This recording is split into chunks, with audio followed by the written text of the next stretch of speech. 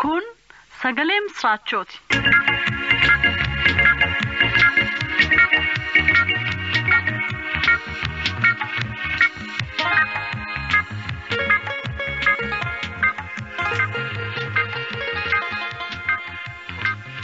Kitaaba dubbii waaqaa raadiyoodhaan.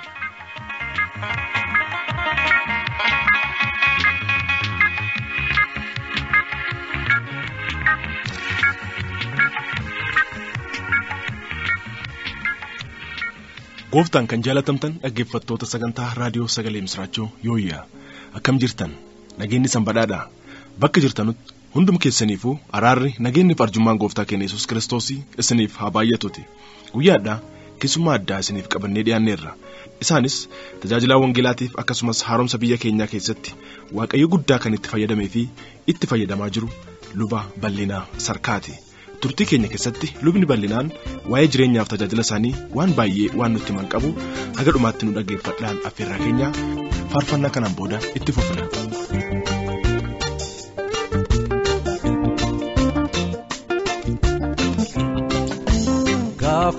Gaafaanen karaa fiite Yesuus Kiristoos dhugeeffadhe. Adatana endandetu nami chufti ananjede Amo Yeso yana jabese wankana fi sajalada Yesu ne karka sumakia agadore na jalata.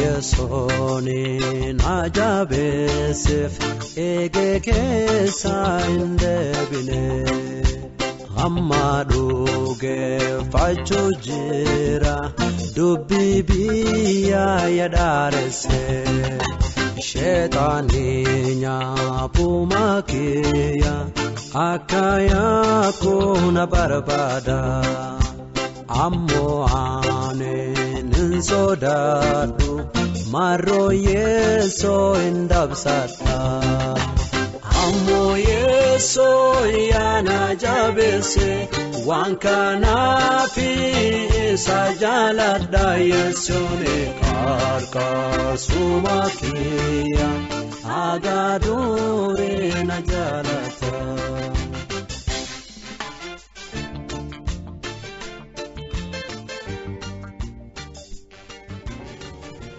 Jaalatamaa nama waaqaa tajaajilaa kolbaa waaqaa yeroo keessan baay'ee mi'aa ta'e nuuf kennitanii sagantaa gaaffiif deebiitiif affeerree isiniif gooneef yaamicha keenya kabajanii istiidiyoo keenyatti waan nuuf argamtaniif maqaa dhaggeeffattoota raadiyoo sagalee misraachootiin horaa bulaa isiniin jenna. Dursinee waa'ee keessaniif maatii keessanirraa osoo jalqabne. Waaqayyoon galanna ta'u isinis fayyaa ta'a. Isinaa eebbisu jennaan. Ani bal'inaa sarkaan jedhama. Haati manaa koo baachaa tajaajilamti. Hojii dirmajii iddoo jedhamu warra Aboojii keessatti dhaladhe. Ishee immoo ergan fuudhatii amma waggaa 50 ga'aa jirra. Kana booda ijoollee 6 godhanne. Ijoolleen 6 godhanne immoo guddatanii barumsa isaanii fixanii hundumti isaanii hojiirra jiru. Namni 5 Ameerikaa jiru namni tokko duwwaan inni dhuma adda fi addana jira. Kanaaf ijoollee akaakayyuu immoo 14 qabna ammaatti. Inni haaraan dheengadda fuudhu immoo gaganaatti dabala. Maqaa waaqayyoo haa ulfaatu. Haleluuyaa. Yeroo baay'ee namoota jireenyaaf tajaajila isaaniitiin hojii isaaniitiin successful ta'an bu'aa qabeessa ta'an cinaa dubartootatu jira. ከጠንካራ ወንድ በስተጀርባ ከውጤታማ ወንድ በስተጀርባ ጠንካራ ሴት አለች jedhama afaan amaariffaatiin gara afaan keenyaatti yoo deebisnu nama jireenyaaf tajaajila isaatiin bu'aa qabeessa ta'e cinaasaa kan duubasaa dubartiin cimtuun jirti jedhama. kanarratti tajaajila keessan amma akka addunyaatti akka Itoophiyaatti waldaa kiristaanaattis akka mootummaattis dhiibbaa cimaa fide kanaaf gaheen haadha warraa keessanii maal jettu gahee haadha warraa keessanii akkamitti ibsitu? Isheen egaa akka haadha manaa duwwaatti mini akka haadhaatti sin lakkaa'amti. Ani hojii wangeelaaf fiigaa ijoollee kana ishumatu qabee guddisee erga ijoollee guddiftee ijoollee iddoo qabatan immoo wajjin bahuu jalqabne. Amma erga baanee hojii jalqabneeti gara waggaa 5ti. Wajjin waan deemnaa wajjin waan tajaajillaa. Yommuu nani deemu immoo yommuu mana jirtu kana isheen immoo jilbaan daduuqaa deemti. Sababii kanaaf akkasittiin na gargaaraa turte amma immoo miilluwaa wal duukaa baanaa. Egaa hojjetaa jirra waaqayyo nu gargaaraa jira. Hojii waaqayyo inni guddaan immoo inni nu wajjin ta'uu isaati.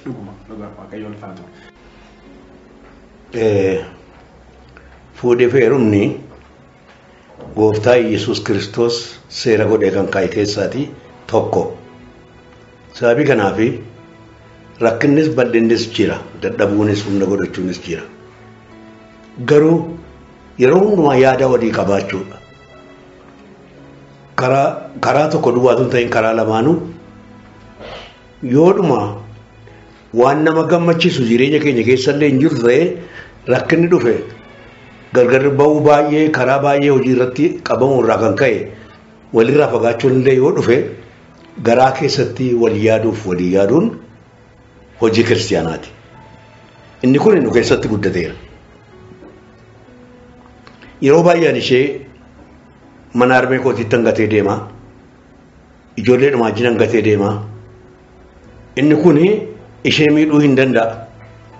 Garuu ani immoo kanan deemu guddachuudhaaf waan ta'eef guddachuu keessa miidhamuutu jira. Dhabuutu jira, beela'uutu jira, rakkachuutu jira, wayyaa dhabuutu jira. Kana keessa ijoollee ishee wajjin dabartee anis atuma ol kollaamuu gad kollaamuu darbee amma gabara isaa deemnee finne kan inni waaqayyoof haa ta'u. Yoo bara kana finnu walitti dhufne gaa maal gochuu nutu ta'a wangeela keenya wajjin deemne kaa. Siree jala jilbeenfattee naa kadhachaa turte yoo hin bahu. Amma immoo walii wajjin kadhanna. Raabnees jilbeenfannees teenyees kaanees wajjin kadhannee hojii waaqayyootti bobbaana.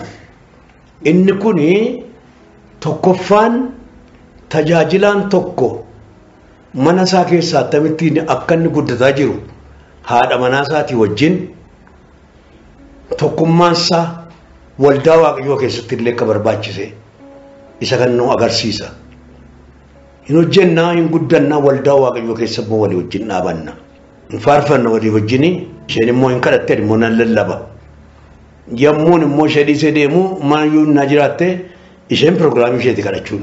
Anis immoo pirogiraamii kooti tajaajiluun. Isa kana walii amanne gaa waan wal shakkinu hin qabnu walii amanneetu itti kaane waan ta'eef gara dhumaa keenya kanarra immoo tokkoffaan warra dulloomanii hojii waldaa dhiisanii xurataa baane jedhan kana xurataa wangeelaa akka hin jirre nu yeroo hundumaa amma gaafa duunutti hojjetaa akka hin taane agarsiisuutu nuu ta'a. Lammaffaan dubartoonnis hojii wangeelaa hojjechuu kan danda'an kadhachuudhaan waliif jifaarfachuudhaan akka danda'an garaa tokko qabaachuu akka danda'an agarsiisa. Sadaffaan kun hojii waaqayyoo waan ta'eef hojii waaqayyoo garaa qulqulluudhaan geggeessuu dandeenya. Yoo beelofnes walii wajjin beelofna, yoo quufnes walii wajjin quufna. Sababii kanaaf hojii wangeelaa walii wajjin hojjechuudhaaf hamma dhumaatti murteessinee jirra jechuudha. Maqaa Waaqa ulfaatu isinis immoo yaamicha luba bal'inaa sarkaatiif goone ammas isa wajjin dhuftanii istuudiyoo keenyatti argamuu keessaniin baay'ee galatoomaas nin jenna. Haadha warraa luba bal'inaa sarkaa waaqayyo isin haa eebbisuuti. Tajaajila luba bal'inaa sarkaa keessatti gaheen keessan maal akka fakkaatu lubni bal'inaan nuuf ibsanii jiranii isin immoo haadholii manaa jechuudha. Haadholii manaa yookaan haadha warraa tajaajiltoota warra ta'aniif ergaan isin qabdan maal fakkaata? Isin haala akkamii keessa dabartan akkamitti luba bal'inaa sarkaa gargaaraa turtanii chaalenjii akkamii keessa dabartanii akkasumas immoo haadholii manaa yookaan immoo haadha warraa tajaajiltoota warra ta'aniif ergaan isin qabdan dubartoota bara kanaatiif akkamitti abbaa mana isaanii tajaajiluu qabu akkamitti mana isaanii qabachuu qabu akkamitti biyya tajaajiluu qabu ergaa maalii qabdan isaaniif ergaa maalii dabarsitan?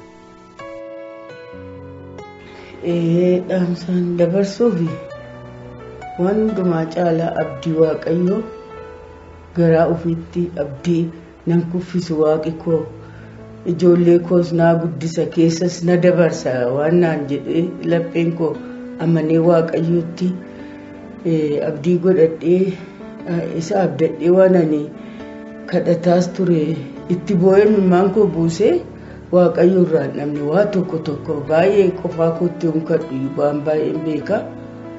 Kanaaf garuu yeroo foon keenya rakkatee dhiphatee du'a gayfira keenyaallee dhaquu dadhabnee yommuu rakkannu keessa dabarra gaaf tokko innee itti yaadne waaqayyo nu hundumaa danda'u immoo kana hundumaa nu godhee ijoollee koo mana kee keessatti waaqayyo isaan isa faarfatanii mana kee dhaabatanii ijoolleen koo maatiin koo jedhee waaqayyoon kadhadha. Waaqayyo akkuma jedhee gitaara abbaan isaanii fuudhee dhufee gitaara mucaa gosaa eebbaa jedhama eebbasaa bal'inaa kan jedhamu isatti kennamee achi immoo iskindiritti darbee achi immoo saamsonitti darbe. Taphati isaan ittiin faarfataaf illee gargaaranii warra kaasetii baafatullee gargaaruu danda'anii kuni garuu kadhata kootii jedhee nama nanda waaqayyooni imimmaan koo buuseen itti bu'a waaqayyotti waaqayyo immoo akka namaa isa cululuqaan barbaada isa beekaan barbaadan jenne waaqayyo anaan yeroo manatti galee waan kadhadhu naa dhaga'e waaqayyo kunoo kana naa godhe ijoolleen koo hundumtuu isaanii warri durbaa heerumanii warri dhiiraa fuudhanii akkoo arginee amma immoo yoo mucaan keenya inni eebbaan sun fuudhe immoo adagaan makiinaa nurra ga'ee utuu lafarraa nuuf fixiin nu hambisee waaqayyo waan guddaa nu godhee adagaa makiinaarraa si'a meeqa hafee bal'inaan utuu hin du'in hafee ilaa yaa waaqayyo nan boossisin jedheen isatti bu'a gara deemutti maqaan waaqayyo kan eebbifame haa ta'u. Mucaa keenya ishee Saadiqee jedhamtu immoo dhandhee Ameerikaatti jiruunuma isaatti kan qindeesse waaqatu qindeesse malee nuti itti yaadamne yaadee nu hojjetee dhaqee dhandheechitti immoo sargii ishee qopheessine Ameerikaatti immoo intala kana heerumsiifannee amma immoo mucaa macarrashaa sanee isa darbee gaafa 5 dhugumaan biyyi lafaa hafeeran seenee waaqayyo. Akka baalabbaataa akka nama guddaa nu godhee waaqatu nu guddise ulfina waaqayyoon nu guddise malee guddina hin qabnu kanaaf waaqayyo kunoo mucaan keenya inni macarrashaa mucaa teellaa kunoo sanee kana gaafa 5 fuudhee waaqayyo kana caalaa maal naa godhe isa galateeffachaa jira bal'inaan immoo Ameerikaatti dhukkubsatee amma du'aatti dhukkubsate immoo halkan nama rafee muka rafee waaqumatti hin boo'a taa'e. Iddoon nu galle iddoo haaraadha. Akka waan namni baganaan jedhu tokko natti fakkaata. Hidhaa jira odeessuu hidhaa jira na gaafatu waaqayyo immoo hidhaa diinaa sirraa ifatee hidhaa harka isaatiin hidhee harka isaatiin hiikee fide. Du'a kaasee fidee kunoo deebi'ee dhaabatee waa dubbatan jennee hamma kana immoo du'aan akka Alaazaar xaxamechi ka'ee dhufee dubbachuu isaatu na dinqisiisa. Namni waaqayyoon amanatee namni isa abdatee namni hiruu hundummaa jireenya isaa isatti kennateetti boo'e numa ola deemaa ijoollee isaa siin guddifataa gaa'elli isaa siin tolaa waaqayyoon isa toluu didellee ati naatoo shikaya waaqayyoodhaan isa abdatanii humaa tokkoon ta'anii ofii koo irrattan argee namooti waaqayyoon maqaa dhaatanis immoo abdii kutachuuni seexanni yeroo hunda abdii kutadhaa itti nama kasarti kun akkas taate kaa kun akkas taate kaa itti akkasiin taanu hin godhu waaqayyo immoo ol nu adeemsise nu bareeche nu toshe amma haalli naate too dulluma dhiiftee durbuma taate jedhanii neetti kolfama tokko dhabbatu haa ta'uyyuu malee kan maddiitu hin ta'in kan maaliitu hin ta'in dhuguma gammachuu garaa keessaa gamna gammachiisee waaqayyo. Ijoollee 4 fudhatanii dhufanii dheengadda sargii dhufanii Ameerikaadha. Fuusisanii galan mucaan ayyuu adda ijoollee warra Ameerikaadhaa dhufanii. Mucaan koo sun immoo kunoo qeesii ta'e. Iskindir qeesii ta'e waan ta'eef waaqayyoo jedhe gaa jireenya koo keessatti arge. ol nama deemsisa malee gan nama deemsisu. Yoo warri Inxooxxoo nu ari'anii kunoo kaa'ee bal'inaa inni asii walitti wal loluttuu ka'uuf jennee maalinnaan utuu duuneeyyuu makkaneessuus mana isaa keessa teenyee nuun buusu ijoollee ishee naftee manuma naa ijaarin jedhani garuu yaadaaf afaaniin hin ijaaranii gaafa Waaqayyo jedhu kunuus immisitti immoo mana ijaarrannee galanni Waaqayyoof haa ta'u mana keessa dheeraaf nu keessa namni falaa nuun hin jenne nu ijaaree Waaqayyo kunoo manas qabnaa. Isa boolee immoo kiraayii kennannee xorataa keenya fudhannaa. Kanaaf yoo bal'inaan Ameerikaa jirus ani koortuu koota addana taa'aa. Ameerikaayyuu jibbeen deebi'ee dhufe maali addana caaleedhe. Ammayyuu dhugaadha nama tochuma hawwa malee addanuman jaalladhaa kunoo ijoollee koo warra hafuuraa wajjiniin deemnettu immoo naa caala dhala san dhali caalaa'u. Waaqayyo lafa ulfinaa nu dhaabee amma tuun faarfatiin utuun kadhatiin hin dabarru konfiraansiidhaan hundumaa irratti galatuma Waaqayyoo galchaa jirra. Obboloonni koo warri Waaqayyo ta'anis akkasuma nama guddisan rakkina baay'eetu jira. Rakkina sanatti kufanii amantii kutatanii anoon guddadhu jedhanii akka abdiin kutan abdii Waaqayyo irraa fudhachuun hin ta'u ol nu adeemsisaa. Beekaa nu caalchisa Waaqayyo jiruu qabaatii jabaatanii obsanii keessa darbuutu caalaa humna Waaqayyootiin jedheen hima. Faarfannaa isheedhaa wajjin faarfannu keessaa tokko isinii faarfannaa. Maaliin hambaasaa gatii kee maaliin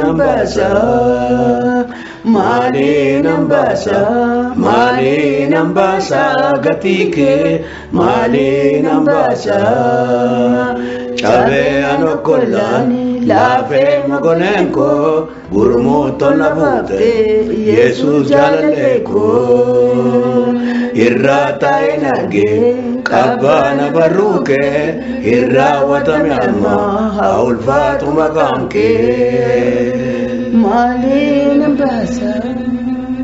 Haaleluyyaa. Ulfinniif kabajiif olaantummaan Waaqayyo keenyaaf haa ta'uuti. Seenaa keessan keessatti yeroo dargaggummaatti barsiisummaan akka tajaajilaa turtan dubbiseen ture akkamitti gara tajaajila yeroo guutuu hojii wangeelaa dhuftan? Ani jalqabaa mana tamaarii na dhowweera abbaan koo. Kanaaf mana tamaarii waggaa 10 gale. Waggaa 10 mana tamaarii galeen gaafa waggaa 13 immoo abbaan koo du'e.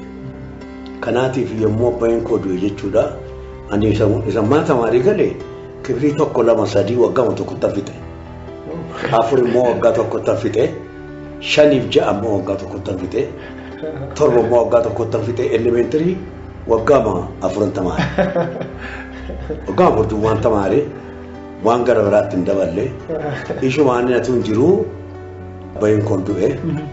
Kana booda mana tamaarii kana minaan kaffalle bareen manatti galee isaan manatti galummoo egaa karaa guddina barbaaduun giddiidha. Waldaanii ani faarfataadhaa fi mana tamaarii sanbataan geggeessa. Waldaanii maamiraan maasaltanyaa waggaa tokkoon iddootti na ergite. Inni immoo sinoorisiidhaa fi masaatii murtii sinoorisii ittiin geggeessuudhaaf ishumaan baree kana boodanii najjootti elementary jalqabe gara waggaa 14 astamaarii ta'een hojjedhe. Haa ta'u malee astamaarii yoo ta'u malee ani jimaataa fi dafnoon naaf fakkadamaadha. Yoon deeme dafnoon naaf fakkadamaadha garuu ani sanbata guddaan gala jimaata duwwaan naaf fakkadamaa jimaatan deemaa sanbata guddaan hojjedha dafnoon hojiitti deebi'a. Akka kanaatti geggeessaa ture kun astamaarii ture jechuudha. Karaan astamaarummaa kun kunis rakkisaadha. Najjoo waggaa 10 laqamtee waggaa 10 ture. Achittis immoo najjoo waggaa 10 guutuu nan barsiisayyuu laqamtee namuun dhufu waan adda addaatu na mudate. Waan na mudate barsiisa kana keessaati astamaarii ta'eetan barsiisaa ta'eetan kibilee 4 fi 5 barsiise. Kibilee 4 fi 5 keessatti ijoollee takkaan maanii semesterii tokkotti fichisiise barumsa waggaa tokko. Maasheenii teermii sadii qaba Itoophiyaan yoo ta'an. Teermii sadii sana keessatti barsiisee fixeetanii teermii lamatti barsiisee fixee teermii ishee sadaffaa kibilii sattaanuun barsiise. Astamaarota achi walii galuu dinne. Waggaa ishee waggaa 63 ture. Waggaa 63 kanatti astamaarii ta'ee najjoo dhiiseen ufuma kootiin marateen birrii gaashaa argadhu dhiiseen laqabteen dhufe. Maaliif timirtii wayyeeffadha jedhee. Innis naan qajeellee barumsa irratti gaafa barsiisa kan irratti faastii ta'uu astamaaronni agarsiisanii naanini daarekteeratti yaadde daarekteerri lammaffaa fatanaa nafattana moodee yoo fatanaa fattananii atuu daarekteerri xaafii bilaakboordii irraa fitiin tabaaronni fitanii taa'an. Egaa maalan godhaniis tabaarotaa namichi ijoolleen kun hin fitte erga isheen fitte maal godha namichi jedhee ganda dhiisee jechuudha. Nagaadhumaan ganda dhiise. Ani jarreen kana jeen tabaarsuudhaan 62 achiin ture 63tti gimbii mana tamaarii elementariitti deebi'e. Amma astamaarii jiwwallu. Astamaariin sun immoo amaarinyaa astamaarii kooti. Biiraa dhugna turre gamaa dhossaa maalii qaba. Attamitti ijoolleen biiraa dhugdii mana hoteela keessa jirra. Astamaariitu shaayii dhuga malee tabaariin biiraa dhugdii buna qottii sababii kanaaf gaaffii hin qabu ittiin jedhee booda shugguxii fuudhee lafa kaa'ee na ruktuuf jennaan shugguxii isaa fuudhee tokkos xarapheezaa warraa fuudheen hoteela keessatti fiqira salaam jetti hoteelattiin gimbiidha. Fuudheen tokkosee nan bahee kana boodanii badaan deemu ta'a hin deebi'u jetti. Egaa ittiin deebisu ta'e maal godhanii bahee laqabteetti deebi'ee jechuudha. Akka kanaatti girri keessa turte isheen waggaa 10 laqamtee. Kana booda egaa barsiisa ishee waggaa lammaffaadha. Mana macaafa qulqulluutu afaan amaarinyaa barsiisnaan jedhanii birrii 40 naa kennan. Ammas galan deebi'ee birrii 40 fudhadheen ji'a 6 barsiisee ji'a 6 booda damooza koona deebisanii kana booda egaa achi waananii hojii wangeelaa fi isa amaarinyaa isaanitti fufee booda garuu innis hin taane amma atuun amaarinyaa barsiisuudhaaf waldaa keessa dhaqeetanii tabaarii macaafa isaa qulqulluudha barsiisuu waan dhagabini amaarinyaa atu walsa barsiisu kakuu haaraa kan barsiisu achumatti nama addaban. Achumatti nama addaban. Erga achitti nama addaban immoo anis mi'eeffadheen kakuu haaraa barsiisuu jalqabe. Amma nama amanii atoo seminarii hin jaallattu maal gootattuu seminarii dhatte qeessis hin taataa. Barsiisa adda addaa sin barsiiftaa timirtii gadi fagoo sin barsiiftaa sababii kanaaf qeessii nuta jedhan anis 13 deede qeessii ta'uu hin barbaadu waa'ee qeessii ta'uu fakkeenya qeessii waan hin jaallanneefi qeessii ta'uu hin barbaadu jedhiti. Maaliif ture sababi isaa? Ijoollee qeessiin argaa hin jaalladhu jireenya mana qeessiin argaa hin jaalladhu. Jireenyuma isaaniitu rakkataadha. Rakkataa duwwaa miti amalan qaban. Dubartoonni amalan qabanii ijoolleen amalan qabdu sababii kanaaf mana qeessii kana keessa rakkina jira. Kanaaf isa argaan guddadhe gaadha. Kanaaf qeessii ta'uu hin barbaadu. Booda garuu waggaa 1964tti rivaayivaalii ka'e. Kanaan egaa xinnoo ishee gab jechuu barbaadaniitu cheerchiin gabii argannaa tasfaayee fi bal'inaan nurraa deeman jedhanii seminaariitti ergan jechuudha. Achiin gara seminaarii dhuftan? Achiin seminaarii dhufne. Isa dhufne immoo nurratti caafanii lammaffaan nutti deebisinaa nuyi ariinee irraa jedhan. Daarektarri keenya immoo Ruunee Baakinoon kan jedhamu ture. Inni immoo nu jaallata lamaan keenya iyyuu baay'ee nu jaallata. Ergaa isaan sin erganii gochuun kan isirra jiru waan tokko jiraa nuun jedhe. Ishii enneen tokkoffaan waggaa kan isin barsiisee fichisiisa. Waggaa sana lammaffaatti garuu yoo kadhattanii isaan isin jedhanii hin deebitu. yoo isaan sin deedan immoo scholarship isinii kennaa gammachuu kadhaan naqaatii gaafadhaa tasfaayin dhiisee sokkiyyuu daarektara mana tamaarii ta'ee horroon deeme inni dippiloomaa qaba ture ani kudha lamayyuu fidee hundaqiyyuu kana boodaan naqamtetti deebiitan erga hin barinaan hin jettanii hojii kootti isaan jedhe yookiin hojii kootti deebiftuu yookiin immoo barumsatti deebiftanii jedhe amma gaa dubbiin kadhamee jennaan kamtu itti salphatee seminaariitti na erguutti itti salphate inni kun immoo anaa fi waggaa lammaffaa irratti seminaarii piroogiraamii rivaayivaalii jalqabuu na gargaare. Dadammaqiinsa hafuuraa yookaan rivaayivaalii isa jennu naannoo bara 1964 Naqqamte irratti ta'e haaromsa waldaa kiristaanaa keessattii fi babal'ina hojii wangeelaa keessatti bakka guddaa akka qabu seenaan dubbata. Isa kana akkamitti ibsitu akkam ture? Inni suni dubbii akkuma taphaatti ka'ee dubbii cimaa ta'edha. Ani astamaarii akkan ture baay'ee iskuulii akkan astamaarii ture sitti meera.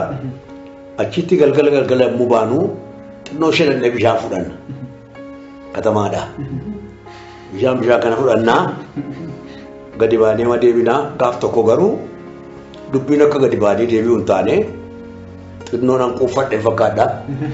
Manni itti dhufamee naannin karaa killaarraa yaabeen gale kanatti. Yaabeen gadee akkuma inni gadeettan wayyaa manuuffadhe wajjin ji'a saneeti birdiriksi keessa lixee wayyaa kadee keessa lixee irra. Ganama yommuu ka'u garuu ka'uu dandeenya. Guyyaa afuran sirriirra oole. Guyyaa jalqabaas waa nyaadhu waa dhugii hin jiru. Hiriyootanii wajjin mana kiraayeffannet jira. Isaan immoo takka yookiin dhugee yookiin jaadhu hin nyaadhu hin dhuguudhaan. Guyyaa lammaffaas nyaadhu hin nyaadhu hin dhugu. Guyyaa sadaffaas nyaadhu hin nyaadhu hin dhugu. Egaa biiratti isaanis bitanii naaf nu barbaadu. Ishees nan jibbee kana booda gaafa guyyaa arfaffaa ganama halkan kayii kadhan sagalee guddaan nan jedhama afaan Oromoon ga'e tasfaayee dhadheen barbaade ka'e ganama bariidha kun tasfaayee dhadheeti nan jaalladhalleedha har'ammoo natti kaate namittiin kun maal kadhannaa isheen na barsiisaa isheen haaraadha anoo waldaa keessatti guddadhe maal na barsiiftu jedheen ka'een manaa gadi baheen mana sadiitu ollaa keessa jira lama tasfaayeen nama mana sadan kana lixeen gaafadhe tasfaayeen addana ga'eera hundumtuu gadi bahee natti godhu maaliin baraatte ganama kana tasfaayeen eessaa dhufa naan jedhani amma dusa nanuuti qaana'een deebi'eera fedha deebi'ee ammas lammuun rafu ka'ii kadhadhu jedhee ammas sagalee ammas na'een ka'ee yommuu mana banadhu mana warri na kiraayessanii balbala darajaa mana kootii irra taa'u. Achoo balbala koo. Imammaa Gumarii jedhamu. Imammaa Gumariin jedhee maali tasfaayee reessaa kadhadhuudhaan jedhaan jedhe. Baa himmaadhaa adda seexannootu akkasiin jedha malee tasfaayee akkasiin hin jedhu naan jedhan. Nan haareegaa eessa taa'e akka dubbata jedhee kadhadhu immoo jedhu seexanni immoo isin seexana jettu seexanni garuu kadhadhu hin jedhu jedhee. Amma gamaalaan godhee waa tokkoon qopheesse mana xinnoo isheen akkas gargara bisee dhufu akka dafee banadhee tasfaayee argadhutti kana booda immoo erga manatti akkasitti banee birdiribsi gurra koorraa gadi buuseen rafe amma gara sa'aatii sadiitti siqeera ganama barii ka'ee kadhadhu gurra koorra dhufe rifeensuma koo uraati innaan hojjennaan namni hin jiru achumaan maaltu natti dhufaa waa'ee Saamu'eel eelitti deddeebi'ee maal godhu naan jettee gaafate dhuma isaa irratti waaqayyoon ture eerimmaa ittiin jedhee asan jedha gooftaa jedhii ittiin jedhe isatu natti dhufe inni natti dhufnaan ka'ee jilbeeffadhe mana keenya keessaa waldaadhaa ani jilbeeffadhee beeku. For the first time. Yeroo jalqabaatiif jilbeenfadhe. Nan jilbeenfadhe kadhachuun jalqabe. Yommuu kadhadhu sagaleen koo tokkittiidha. Namaari. namaari sa'aatii 3 hamma 6 walakkaatti namaarii duwwaadha kadhannaan koo. Namaarii duwwaa garbaan jiru. Isumani garaadhaan jilbeenfachuu dhiiseen garaadhaan asfaaltii irra ciiseen namaariidha. Atuun kana kadhachaa jiru waan tokko manxaqqoon tokko dhufee karaa harka mirgaa gootii as keessaatii afaan keessaa waan tokko qalqalloo xinnoo tokko boorsaa xinnoo tokko satat godhee fuudhee darbate bakkeetti. Isheen egaa bishaanitti naatti fakkaatti. Ta'uu qabdi. Isheen darbatamtee kana boodatti fufee 6 walakkaatti hiriyoonni koomisaadhaaf dhufanii qaba. Nyaata jaattuu hin nyaadhu hin dhudduu hin dhugu maaloo narraa deemaan jedhe. Isaan egaa nyaata isaanii nyaatanii deeman. Likkii sa'aatii 8 jilbeenfadhe. Yommuu sa'aatii 8 jilbeenfadhu sagalee garbaa dhufe. Inni sina maariin jedhu galata kee kan jedhutti deebi'e. Galata kee duwwaadhaan sa'aatii 8 hamma 10 ruubiitti hamma 10 ruubii kanatti galata keedha. Kan walumaan galateeffadha. Kana booda 10 ruubii irratti abdii dugda koorraa boba'e. Yoo dugda koorraa boba'uuni dhaarsuudhaaf mokorraa wayyaadhaan dide. Kana booda dhaqeenanii mastaawatii kibilii keessaa qabna. Dugdaa fi fuula kan ilaalu.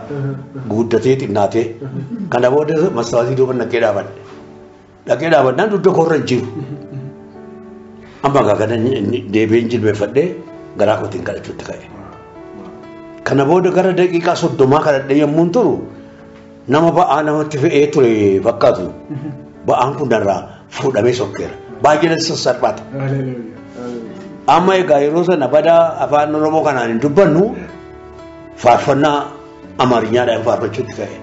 Haalleluuyaa ministaanaan. Haalleluuyaa hulluun jilaan. Isa faarfachuutti ka'e atuun faarfadhu. Haalleluuyaa. Hallelujah, hulluun jilaan. Hallelujah, Yordaanos ilmaameen.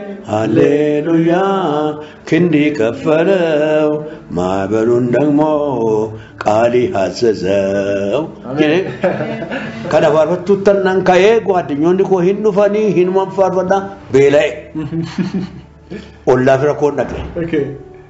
Ollaan kun immoo Mammaa Warqinee jedhamu baay'ee na jaallatu akkasuma faarfachaa naga haalleluuyaa ministaana haalameen imamma biddeenaa kennaa nan beela'e maaloo biddeenaa kennaa wayyoo dhalli koo maraate naa maraachi waaqayyo na maraachi hin maraatee bal'inaan jedhanii isaan boo'ichatti ka'an.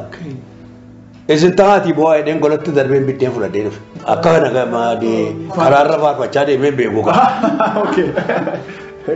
Naanni biddeen fudhadhee wanti itti naannaqaa jedhee ittoo itti naannaqanii nan nyaadhee kana booda faarfachaa mana kootti deebi'e. Ijoolleen hiriyoota kootii dhaabii faarfannaa keedhan isin dhaabaa yoo isin akka jaallattan jiraattanii yeroo arganne har'a faarfachaa nama bula kan na dhufuun jiru. Atumaan faarfadhu rafee ganama lafti bari'ee yommuu lafti bari'u ani seminarii barsiisa koon dhaqe. Barsiisa koottatu hin jiru ijoolleen 6 barcumarraa kufan. Seexana qabe gaa. Ijoolleen 3 seexana qabe ijoolleen 3 afuraan guutaman. Ani amma iyyuu taanaan afuraan guutamuu maal akka ta'e beekuu seexana baasuu beeka. Seexana sana namoota 3 keessaa baafnee warri afura qulqulluudhaaf guutamanii ittoo kufani.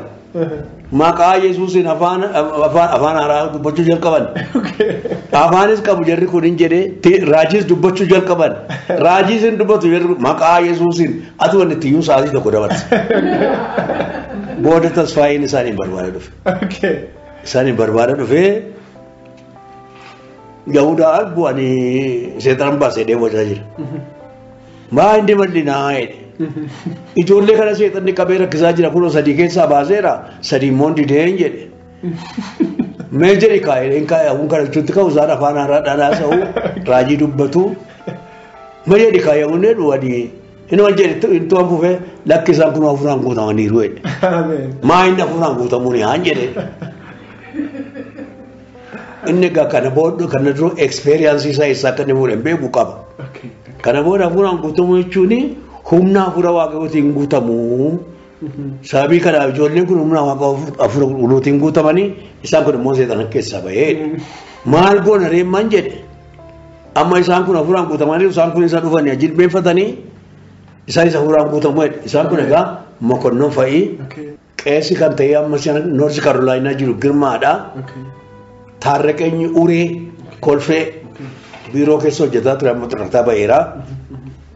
Isaan kana ture namoota hin yaadan warra kaan hin yaadan. Kana booda wanti kun erga ta'e booda maal goota gaa'een 8 taanee walitti qabne isaan ja'an sanaaf yanaaf tasfaa'een walitti qabne maal gochuun nu taa'inaan hin kadhanna gaa'een. Addiraasha waxxaatii dargaggootaatu jira waldaa bukkee waldaadhaa ala rakkina qabu hin kadhannetti qabu. Kadhachuutti gaafa kaanu namni seexana ijoollee nama dhukkubsataa irra baasuudhaaf hin fidaa seexana hiisiifnee baafnaa hin kadhannaa hin wanyaa sagalee keenya biyya lafaa danda'u. Kana booda cheerchiin nu ilaale har'aa jalqabdanii tajaajiluus hin dandeessanii faarfachuus hin dandeessanii gattaa'e. Gatteenya immoo amma immoo kaanuun jedhan hin kaane ammas gattaanuun jedhe gara si'a 8 takka teenyee takka kaane nu egaa yommuu isaan akkas nutti hammaatan kana maal goone ijoollee ishee nu biraati hafuura qulqulluudhaan guutamne baadiyyaatti erguu jalqabne. Baadiyyaa lafa waldaa jirutti erguu jalqabne. Gaafii alatti duukaa bu'aa gaafii tasfaayee duukaa bu'aa lamaan keenya dhannaan hin ta'u. Kana booda akkasumatti waldaa keessa turre si'a 13 booda rakkina guddaan nu qabate egaa. Amma hin baatone nama harka qabanii dhufanii nu baasan. Nama 30 taane nama 30 harka keenya qabanii gadi baasan. Gadi baasanii ennaan mana achuma mana ollaa jira mammaa araggaa jedhu isaanis seexanarraa hiikamanii mana isaaniitti kadhannaa jalqabne. Addannis waldaa biraa kadhachuu dandeessanii nuun jedhanii nu ari'an. Gamatti ceedheetu laqamtee 03 jedhu achitti naannoo hoostelaatti banan. Kiraayii bana kee kiraayeffadhee. Chaappilii fudhatanii jalqabu. Chaappilii banan. Mana nuyi bananne kana duraani namoonni keenya gaa nutti qaldaa waan turaniif maqaa mana sanaa maal jedhanii irratti tsaafanii nu moggaasanii Golgootaa. Golgootaa ijoollee warra waldaa keenyaa baay'atanii Golgootaa jedhanii irratti nu jaafannus Golgootaa jennee fudhanne. Iddoo sanatti hin kadhannaa sa'aatii 24 kadhachuu dandeenya. Dadhabbii malee sa'aatii 24 fufuu dandeenya. Namni dhufaa itti dabalamaa wattaattirri dhufuu nu ari'uu hin baqannaa inni immoo nu gabee jennaan ammas iddoo tokkotti gad dalannee mana gaarii tokko argannee kiraayeffannee nama 150 taane waggaa keessatti. Nama 150 taane nuyi achitti dhiibnee tokko seminaarii danne. Seminaarii danne. Ijoollonni achumatti itti fufan. Yoo itti fufan immoo ishuma seminaarii irraa argannu girmaadhaa fi taarraqeenyiin waan isaan nyaatan nyaata qopheessinee fi nyaata kana nyaata jennee hojii keenyatti fufamu barumsa keenyatti fufu. Isheen nuyi kenninuuf irraa nyaatu jarri damoosiin jiru waan jiru waldaan itti fufee yeroo sana qees guddinaan dhufanii kuni rakkinni akkasiin ta'uu jedhan atuma isaan jedhaniyyuu namni fudhanne achumatti hiilingii jalqabne egaa. Xilaahuun kan jedhamu tokko jimmaa dhufee inni hiilingii jalqabee. Tajaajila fayyinaa jalqabee. Ani isaa wajjin hin gaggeessuu jalqabee. Kana booda ijoolleen itti daddabalamanii isarraa baanee seminaariitti sokkine nuyi isa booda qees guddinaan dhufanii nama 150 kana manatti nu deebisan. Atuun manatti hin deebiin garuu waatu ta'e. Ijoolleetu mana namaa keessatti faarfata. Ijoolleen kun akka 15ti. Wattaaddarri poolisiin dhufanii ijoollee kana qabanii mana hidhaatti gashan. Mana hidhaatti yoo gashanidhanii rakkina fidan egaa eenyu ijoollee kana kan gaggeessu bal'inaadhaaf tasfaayee jedhamu. Kanaaf eessa jiru isaan Addis Ababa mana barumsaa jiru. Isaan dhufan jedhame. Mari'annee anaan ergan lagamteetti. firdi beetiin faradu immoo Addis Ababaadhaa Naqamteetti deebi'a. Inni immoo fira keenya sababii kanaaf karaatti wal arganne baasii keessatti ijoollee keenya ati firdi itti farachiisuudhaaf jettaa umriin isaanii kan hin gahin xixinnoon jiru namni waggaa 13 14 15 jiru kana mootummaan hin faradu attamitti ijoollee keenya achi keessanii hin jedhe. Funyaaniin dubbatu mee nannee ilaalla waan inni ta'u aduun diboon tu'eera. Naan duukaan qajeele egaa Naqamteetti qe'ee buunee borga nama kottu jedhanii borga nama nan dhaqee ijoollee koo jiran dhaabadhe gaafa iddoo firdii. Amma isaanii galgala kan dubbatanii fixani. Amma isiniin lammaffaan faarfannu lammaffaa waan tokko goonu jedhan. Lakkisaa ijoolleen hin faarfatti maaliif dhiifti? Inuma faarfannaa waaqayyoon galateeffannaa waan balleessine hin qabnu. Sababii kanaaf ijoollee keenya dhowwinaan jedhe. Lammaffaa immoo umrii malee ijoollee kanas hiitaniittu saganaafis waraqata qabna. Sadaffaa immoo addanatti hidhamneen canna qabnu nuyi ol nu dabarsaa waraqata. Jedheen. Aangoon abiisaan ijoollee kana fudhattee kan taane himmati jedhanii. Innaan daanyaan sadanuu ta'anii mari'atanii asiifachi mari'atanii ijoollee kana hiikanii gannoo dhiisan. Ani seminarii tan deebi'ee qees guddinaan dhufanii ijoollee nama 150 waldaatti dachaasanii deeman jechuudha. Akkasiin jalqabe.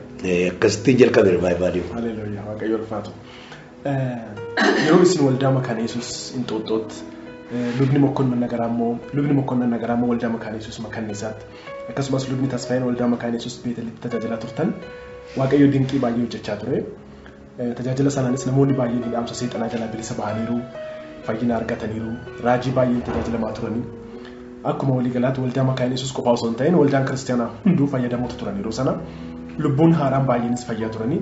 Tajaajila yeroo sanaatiif kan bara amma keessa jirru kana yoo ilaaltan, yoo wal bira qabdanii ilaaltan akkamitti ibsitu? Garaagarummaan jiru maal fakkaata?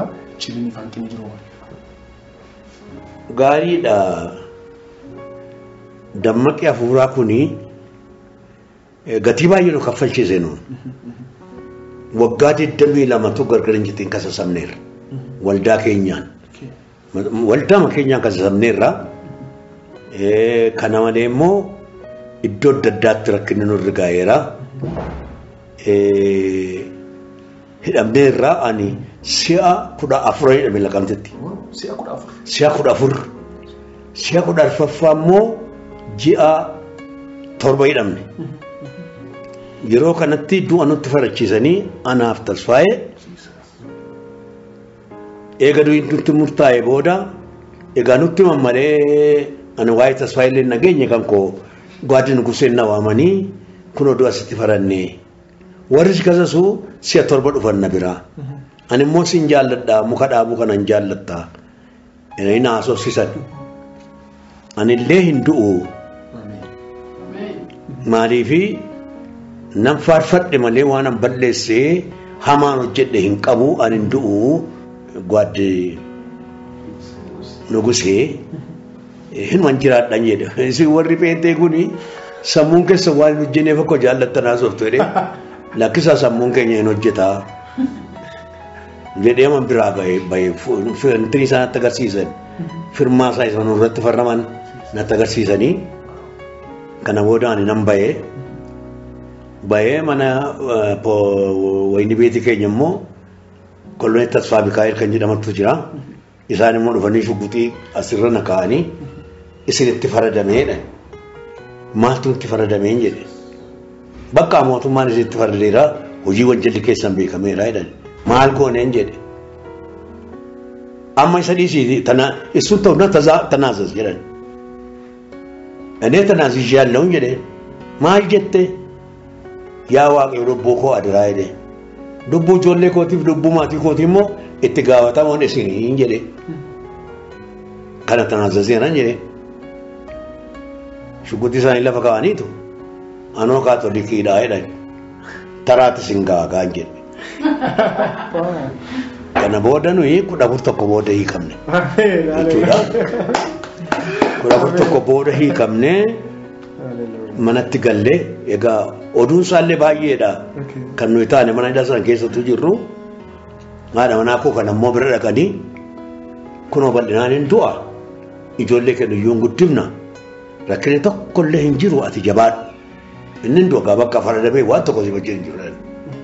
Isheen immoo isin du'aa atuu jirtanii fayyaa du'aa malee ijoolleen koon duutu ijoollee koon nan guddifadhaa ittiin jettee ba'anii deemani manaa hamma kanaatti nu duukaa bu'aa turan egaa. Kana booda isa achi as deemnu ganamasa gwaad Mangistuu Hayilamaariyaam. Mangistuu Hayilamaariyaam dhufee dhidheessaa ishee ilaalee katamaa Laqamteetti ol deebi'ee Laqamtee keessa wanni deddeebi'uudhaaf yeroo sangaa qalanii misaa nyaadhu ennaa hin nyaadhu jedhe maal malee nan gala egaa ijoolletti kanatti nuuf faradiyee akka nagahee fi Jeemsii fi Tasfaayee dhaabbal'inaadha ani kan koodu waan arge garuu kana booda waraqata keenya fuudhee የማሌ ትምህርት ተሰጥቷቸው ይፈቱ የማሌ ትምህርት ተሰጥቷቸው ይፈቱ ጆቫ እና ጴንጤ የሚያካሂዱትን ለመጠየቅ እኔ አልመጣሁም እርሻ ለመጎብኘት ነው የመጣሁት ዋይ ከኛ ለመቡሴ ወረቀታርት ወርናሜ ዴሜ ነው ጋፍ ኮ ፍሪሂ ከምኔች ሃሌሉያ ሪቫይቫልን ኮኔ ጋናኖ ለቀምቴ ተከሰቲን ከኤ ከነቦዳ ተስፋዬኒ hojii dargaggootaa akka inni qabu godhan geessu guddinaan fa'aaddoo barsiisaa irraa deebisanii hojii dargaggootaa akka inni geggeessu godhanii ani seminarii waggaa lammaffaa koottan deebi'ee yeroo sana gaafneen sun baddachuu kan jalqabe yeroo kanatti maaltu jalqabe iddoo sanatti hojii guguddaa gaxariittis baanee mandaraa keessattis rivaayivaaliin kun jalqabe namoota seminarii keessa jiran kana nama 24 hafuura qulqulluudhaan guutaman. Namni dafii afur kun iluu baaburitti wallagga gara dhiyaa sagodaatti wallagga naannoo Laqamteetti Addis Ababa kana keessatti faca'an hojii wangeelichaa faca'e Tasfaayeen immoo karaa dargaggootaadhaa biyya hundumaa irratti facaase akkasittiin takkaadhaan faca'ee yeroo gabaabaatti maqaan Yesuusiin fudhate maqaan Yesuusiin immoo yommuu inni dhufu egaa rakkinni akka nama seetti meedha garuu itti fufiinsa isaa irratti hin baane ji'a tokko ji'a lama baadiyyaatti baane rivaayivaalii lafa ta'utti jalqabnee deebina nuyi ijoolleen immoo duukaa buuti kanumaan ijoolleen duukaa bu'anii nus duukaa buune hojiin kun bal'ate ijoolleen keenya immoo iddoo baay'eetti jaallatamoodha walitti ceetigaa qaala hiywatiin hin dhaqu mulu wangeelii immoo siree mulu wangeelii inni yommuu dammaqa furaan geggeessaa jedheeti kan jiru hankeenya garuu dafanii fudhatan maaliif nu maqaan Yesuusiidha. Kanaaf dargaggoonni keenya lafa jiraniitii fudhatanii waldoonni adda addaa yeroo sana wal keessa make inxooxxoon dhufee gaa inxooxxoo dhufee immoo jalqabe inxooxxoo yooman dhufee 73 namatti dhaan ture 71 dhaan ture 73 Laqamtee Addis Ababa dhufe Addis Abaadhaa 73 jalqabe 74 nama 36 duwwaa ture waldaa inxooxxoo wala ri'anii qeesiin dhiisee jaarsoliin ba'anii wangeelaawiin hojii gadhiisanii lafa onaatti dhufe namni 36 immoo dargaggoodha isheen iyyuu qumaara hantii taphatu kaartaa kana maaloo kana akka aayilatti 18 jira yooma dhufuun ishee gube isheedhaaf lolameera maaliif gubde ijoolleen taphatanii dubbii waaqa dhaga'u jedhanii namatti dubbanne gubee mandhiise erga kan kun ta'ee booda waldaan kun iddoo 3tti ramaadha Gaaridoo Asfaaw kan jedhamu giruuppii tokko qaba Darajjii Fantaayee kan jedhamu giruuppii tokko qaba Taaddasa Awwaqaa paasterii dhamma seenaa giruuppii 3 ani waayyuu qabu achi gidduu naqee jilbeenfadha malee waan qabu sanbata guddaa immoo hin jiran egaa xinnoo walitti buuneerra isa keessatti isa ittiin fufu kana walitti fufee nama tokkotti asxabaanii tokko argadheen ganama sa'aatii 11 hamma sa'aatii 2tti kadhannaa keenya kadhannee innas tawaariidhaan deemaa Ani waldaa keessa noole. Waggaa lama akkasittiin finne waggaa sadaffaatti nama 100 arganne. Waggaa sadaffaatti nama 100 arganne nama 100 kana erga barsiifannee booda isaaniin akka isaan dhuga baatu ta'an goone itti fufne gaa. Inni gaa 73 74 75 waggaa sadan kana qofaa turre 76 kan namni 100 argame. Kanaanatu wajjinnu 77tti Ameerikaan deeme. Tajaajilaaf. Jaja deeme achi ture yommuu deebi'u achi waldaa Inxooxxoo keessa Magarsaa kan jedhamu Wangeelaawiidhaa fi Baqqalee Gabra Mikaa'el kan jedhamanii Wangeelaawii waan turaniif guyyaa fayyisuudhaaf guyyaa roobii sabanne kanatti dabalanii guyyaa jimaataa immoo banan. Maaliif godhuma guyyaa cheekitiidhaan nama fayyeef nama fayyin gargar baasu. Karratti dabalanii immoo guyyaa sanbattumaa immoo jalqabnaa inni kun kanatti ta'uudhaan ani hin ta'u jedhe. Tokkoffaanii torban guutuu addana teenya. Lammaffaanii waan akkasii kana immoo jalqabu waldaa amma kan hin jaallattu. Anaan xaaxaatti dangeessinaa ijoollee kun guddifadhaan jedhee. Egaa jedhee Magarsaan Waaqayyoo waan sitti kenne hin kennitu naa ta'e kan si gaafatu namni Waaqayyo malee. Amma 77 sana keessa guyyaa tokko ka'een akka durii amantiidhaan kadhachuuf jedhee dhaabadde. Yoo dhaabaddu Gooftaa Yesuus Kiristoos harka isaa bal'isee fuuldureera. Amma isa keessaanan dhukkubsataa arga. Dhukkuba isaati wajjin dhukkubsataa arga. Guyyaa sana namni 135 fayyadde. Kana booda kan sassaabee waldaatti dhiyaadhe jaarsoliitti. Jaarsoliin ati rabbashte namaa naan jedhanii kan sassaabee dhiyaadhe yoo inni dhiyaadhe duwwaan godhe qabu jedheen misikkirii nama 3 fide. Tokkoffaan harmarraati kaansera qabdi hin fayyite. Lammaffaan sammuusaa keessaati dhiigaa fi malaa walitti makame arraba isaa dudduuba kan jiru hin fayye. Sadaffaan mataa nyaataa waggaa 7 hin fayye. Sadan kana fidee dhufe. Isaan ofiyyuu namaan hin fudhanniyyuu. Amma kan si goonu jennaan Saaraa baay'isaatu si wajjin dhufa jedhan. Isheen si bira teessee ilaaltee isheen jedhee Saaraanis immoo dhukkuba qabdi hin fayyite isheenis. Gaafa torbanii gaafa dhaannu naan fayyaadii bal'inaa duukaan bu'ee itti isheen ililchite. Isheen naa ililchite naan gaarii baay'een kuni damma gafuuraa kuni biyya keessatti akka faca'u ta'ee. Baay'ee isaa gadi fageessanii naasaan baay'eedha. Waaqayyo garuu hojii kana isa malee nuti kan hojjete. Tokkoffaan dammaqa hafuura keenyatti kenne. Lammaffaan akka nuyi nama sodaanne nu godhe. Takkaa nama sodaa hin qabnu. Sadaffaan sodaa kana maleeyyuu karaa garaa garaadhaa waldoota gara biraa akka dhadhuuf karaa nu bane. Balballi tajaajila baname. Warri manni waldaan bara sana keessatti cufaame immoo 77 keessa 78 keessa itti cufaame immoo gara Inxooxxoo keenyaa dhufan. Isaaniin immoo tajaajila wal giddarre. Ani amma tokkummaa waldootaa isa jedhamu kana eessatti jammarame yoo jedha malee Inxooxxootti jammarame jedha. Iddoo gara biraa hin jiru ture. Iddoon gara biraa dhaggeeffatanii madeemu nuyi addaraasha kennineef.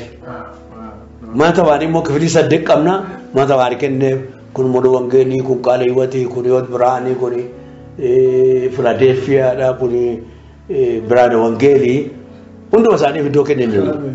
Kanaaf hidhadhee immoo tajaajillee rivaayivaaliin kun akkasittiin biyya fudhatee inni ati xinnoo ishee qabsiisuudha malee isa tokko isaatti deema malee ati taataa isaannatti. Hafuurri qulqulluun akkuma qaanqee xaa'etteen fadaddaatu akkuma sana namarra bu'aa hin deemu. Bakka akkasittiin egaa. Waaqayyo ulfaatu baay'ee namatti tola. Maqaan Waaqayyo haa eebbifame haa ta'uuti. Yeroo isin waldaa makaana Yesuus Inxooxxootti lubni Mokkonnan Nagaraa immoo waldaa Makaana Yesuus Makkanniisaatti akkasumas lubni Tasfaayin waldaa Makaana Yesuus Beetelitti tajaajilaa turtan Waaqayyo dinqii baay'ee hojjechaa ture. Tajaajila sanaanis namoonni baay'een hidhaamsa seexanaa jalaa bilisa bahaniiru, fayyina argataniiru, raajii baay'een tajaajilamaa turan. Akkuma waliigalaatti waldaa Makaana Yesuus qofaa osoo hin ta'in waldaan kiristaanaa hunduu fayyadamoota turan. Lubbuun haaraan baay'eenis fayyaa turan. Kanaafis ulfinni Waaqayyoof haa ta'u, tajaajila yeroo sanaatiif kan bara amma keessa jiru kana yoo ilaaltan akkamitti ibsitu? Garaagarummaa isaa, ciminaaf hanqina isaa akkamitti ilaaltu? Akkamitti ibsitu?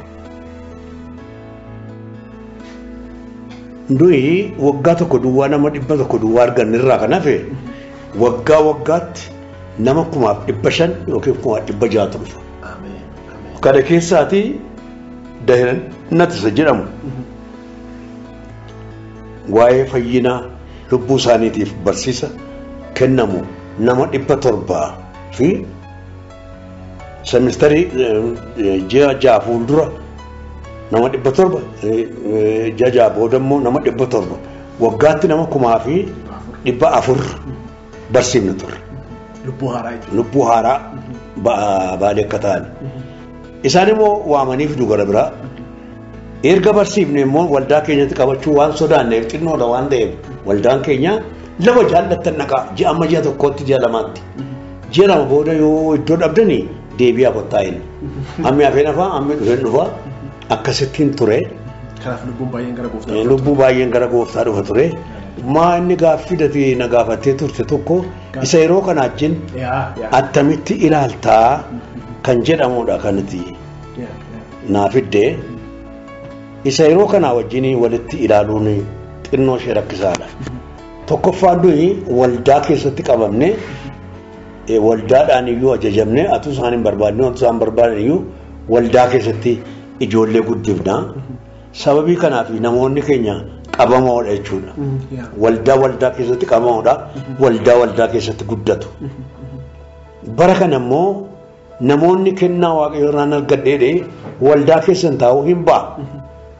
Ba'ee karaa mataa isaatii geggeeffata jechuudha. Karaa mataa isaatii karaa isatti mul'ate karaa yaada isaatiif ta'e geggeeffata. Sababii kanaaf garaagarummaan isaa nuyi waldaa keessatti guddifna warri amma bakkeetti guddisu. Tokko. Lammaffaa nuyi warri waldaa keessaa sodaa waldaatiin sodaa qeessota keenyaatiin waan adda addaatiin sodaa jaarsolii keenyaatiin guddifna isaan kun immoo bilisooma qabu guddisuudhaaf qofaa isaanii. Kun immoo lammaffaadha. Sadaffaan atillee jechuu kan barbaadde gara dhugummaa isaatiitti adeemuu keessatti fakkaata. Gara dhugummaa isaatti innaa adeemne immoo ayyaanni Waaqayyoo yeroo yerootti guddataa bal'ataa waan deemuufi Waaqayyo ayyaana isaa kennaa waan deemuufi waldaa warri walitti qabamanii yeroo dheeraa turan kuni dubbii hafuuraa kana yoo fudhatan iyyuu namoota isaan bira darbu jaallatan. Ijoolleen dammatti hin haaroftii afaan haaraadhaan haasoftii kanaaf namoonni warri waldaa keessaa kun kanan jaallatan. Kanaaf ijoolleen bakkeetti ba'uu jalqabde. Balballi cufamaadha. Waldaa guddaan waldaa jiraataanii namoota dammaqa qaban kana keessatti arguu barbaadu. Inni tokkoffaan rakkina. Lammaffaan qeessonnii fi warri wangeelaadha ijoollee warra akkasii kana jaallatan isaan dura buuti. Yoo isheen isaan dura buutu immoo namni fudhatama ishee duwwaa fudhata warra guddaa kana dhiisee warra waldaa keessaa dhiisee warratti bakkee jirtu sana fudhata. Kanaafiti isaan of qabuurraa kan hafe kan ka'e warri bakkeedhaas fudhatu warri bakkeedhaas dammaqaan karaa mataa isaanii adeemanii namoota guddifatu. Waa'ee dubbii dhugaa isaatiif soba isaatii iddoo baay'eetti Waaqayyo natti dubbate waan tureef tokkoffaan nan guddisa kennaa hafuuraa qaba nan guddisa jedhee waan tureefi kennaan hafuuraa kun guddateera. Lammaffaan immoo barri kuni normaali bara ofittummaati. Kanaaf waldaanis ofishee jaallatti warri ministirii kana argatanii banatanis ofiisaanii jaallatu sababii kanaaf walitti siquu hin dandeenye. Sadaffaanii waan bishaan kana maaloo kana gurguranii kana godhu jetteeti kun dhugaadha moo sobaa jette hin gurguree maal barbaadani ikoonoomii barbaadu ijoolleen kun makiinaa barbaadu akka keenya miila qullaa deemuu hin danda'an akka keenya kana waaqayyootti fidee jechuu danda'an waaqayyo barakata siif fida kanaaf horii nuu kenne namni immoo horiidha jedhanii yaadu hin fudhatu ittiin hojjetatu sababii kanaaf namni erga dhufee isaan bira ga'eeti waa kennuun giddiidha kun immoo wanti waa'ee waan carqii gurguruu waan bishaan gurguruu waan adda addaa kun immoo iddoo tokkooti madde ta'a yookiin iddoo lamaa madde ta'a hin beeknu bara macaafa qulqulluusi Saloom duuchaa bisaaniitti dhaqee kadhuu jedhee gooftaan bishaanitti erga kana booda immoo namichi namni waggaa 38 dhukkubsatee kuufama bishaanii bira ciisaa ture kuufama bishaanii sana bira dhaquu waan danda'eef hin fayyine gooftaa Yesuus Kiristoos garuu achi dhaqee kuufama bishaanii sana bira kaasee fayyisee kan deemu godhe egaa jarreen kana naa laalle waan haaraan godhe bishaanii masa dhaqanii itti dhiqatan sana har'asi namoonni akka dhugan godhan waan hamaadha natti fakkaatu dhuguma immoo hin fayyu namoonni eessaa fayyu akka amantii isaaniiti biyyoo fuudhanii lafaa nyaatanii fayyu sababii kanaaf inni kun hojii namoonni itti dabalatanidha sagaleen waaqayyoo immoo humna qabu keessa jira isaan kun akka ittiin adeemaniiru isaan kun soba moo dhugaadha ani hin beeku waaqayyooti itti dubbate isaatti ofii isaaniitii kaasee kana godhe waaqayyoof isaattu beeka mul'ata isaan argatanii wajjin waan ta'u isaantu beeka waaqayyootu immoo beeka nummoo mul'ata arganne yommuu sana ittiin hojjennu sodaa waldaatiin takka gadnu ari'anii takka ol deebisanii takka hin barbaadamtan jedhanii takka hin barbaadamtu jedhanii akkasittiin nu guddisan waan ta'eef waldaa keessa waldaa isa jirutu ittiin guddate garaagarummaan isa kanaan jedhan.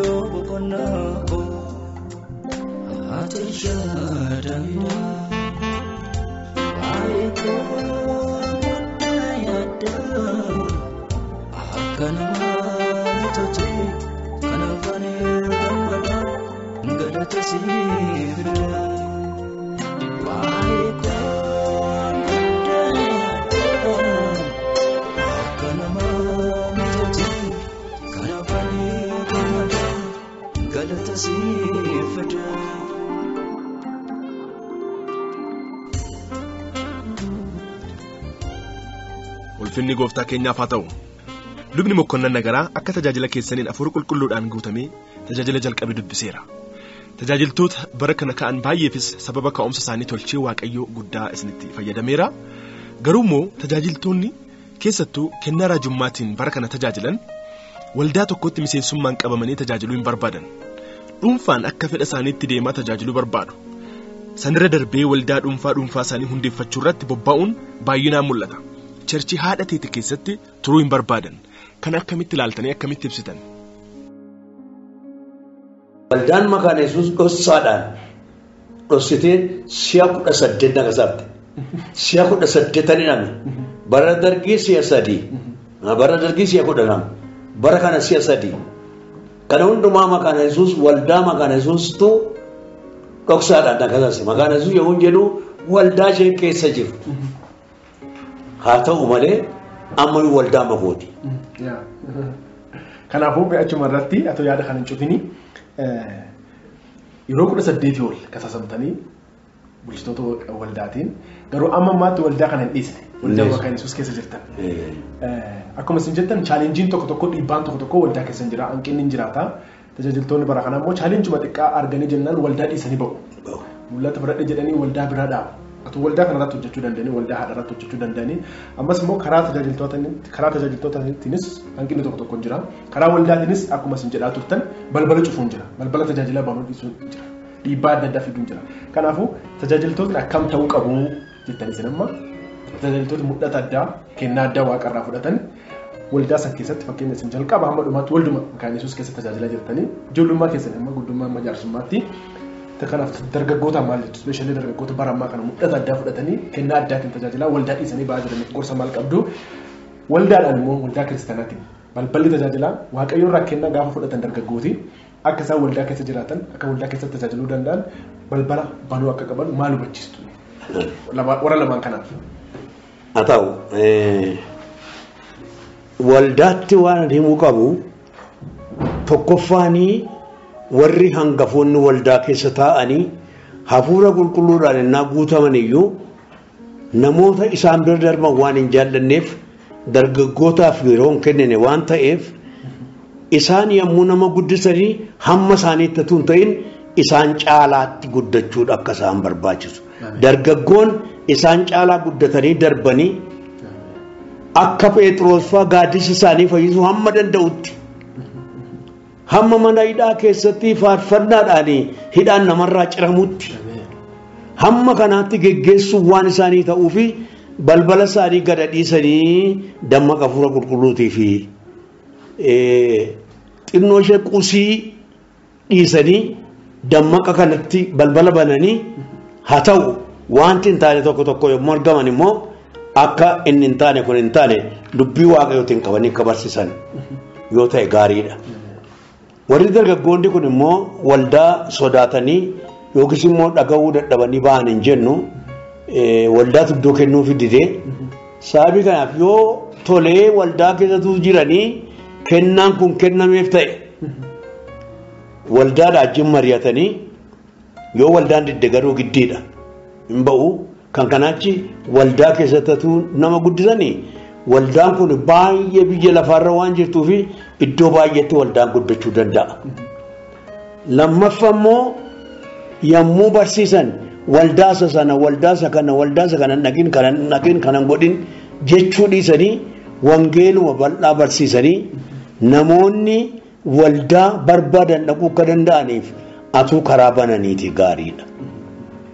Sadaffaa warri dibata amma si'ana qaban kun tokkoffaan of eeggannaa hafuura qulqulluutiin lammaffaan namootaaf akka gufuun taaneef sadaffaan waaqayyo isatti kenne kennaa sana akka hin balleessineef kennaan kun sirriitti akka eegamuuf barumsa isaanii jabeeffatanii kadhannaadhaa fi dubbii waaqayyoo dubbifachuudhaan itti jabaachuun akka isaanirra jiruun natti dhaga'ama.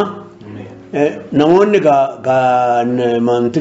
matseetii irrattis baasanii sobas jedhanii waan adda addaa jedhaniiru. Namoonni immoo gaazexaa kana baasuu matseetii kana baasuu jaallatanii waaqayyoo wajjin akka walitti hin buune.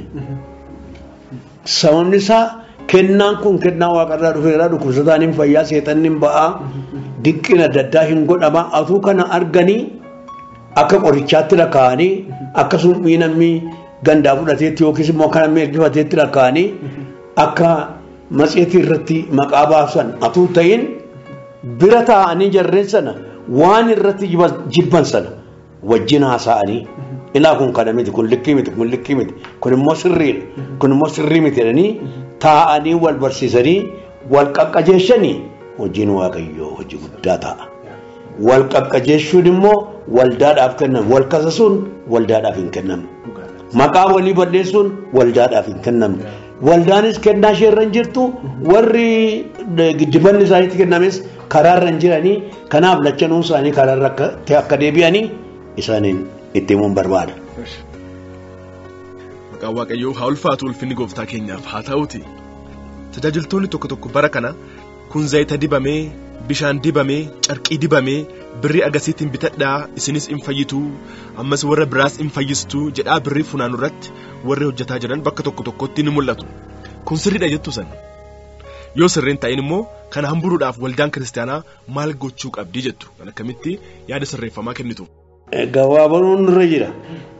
Waldaan isheen bara darbee waldaan keenya isheenii wal qabattee jirtu kuni waa kennuun barre takka waa kennuun barre namoonni immoo waa hojjechuu barbaadu.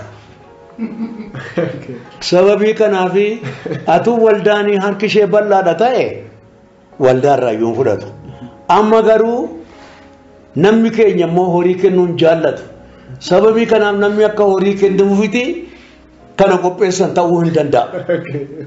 Kanammoo waaqarraa dhagaan jechuu hin dandeenyu. Birrii 10,000 birrii 5,000 kenne jechuun waaqarraa dhaga'uu miti.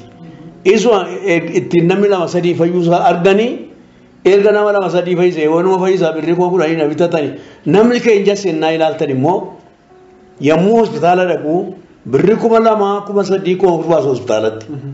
Amma garuu yommuu danni dhufu saantimatu hin baasee fayya.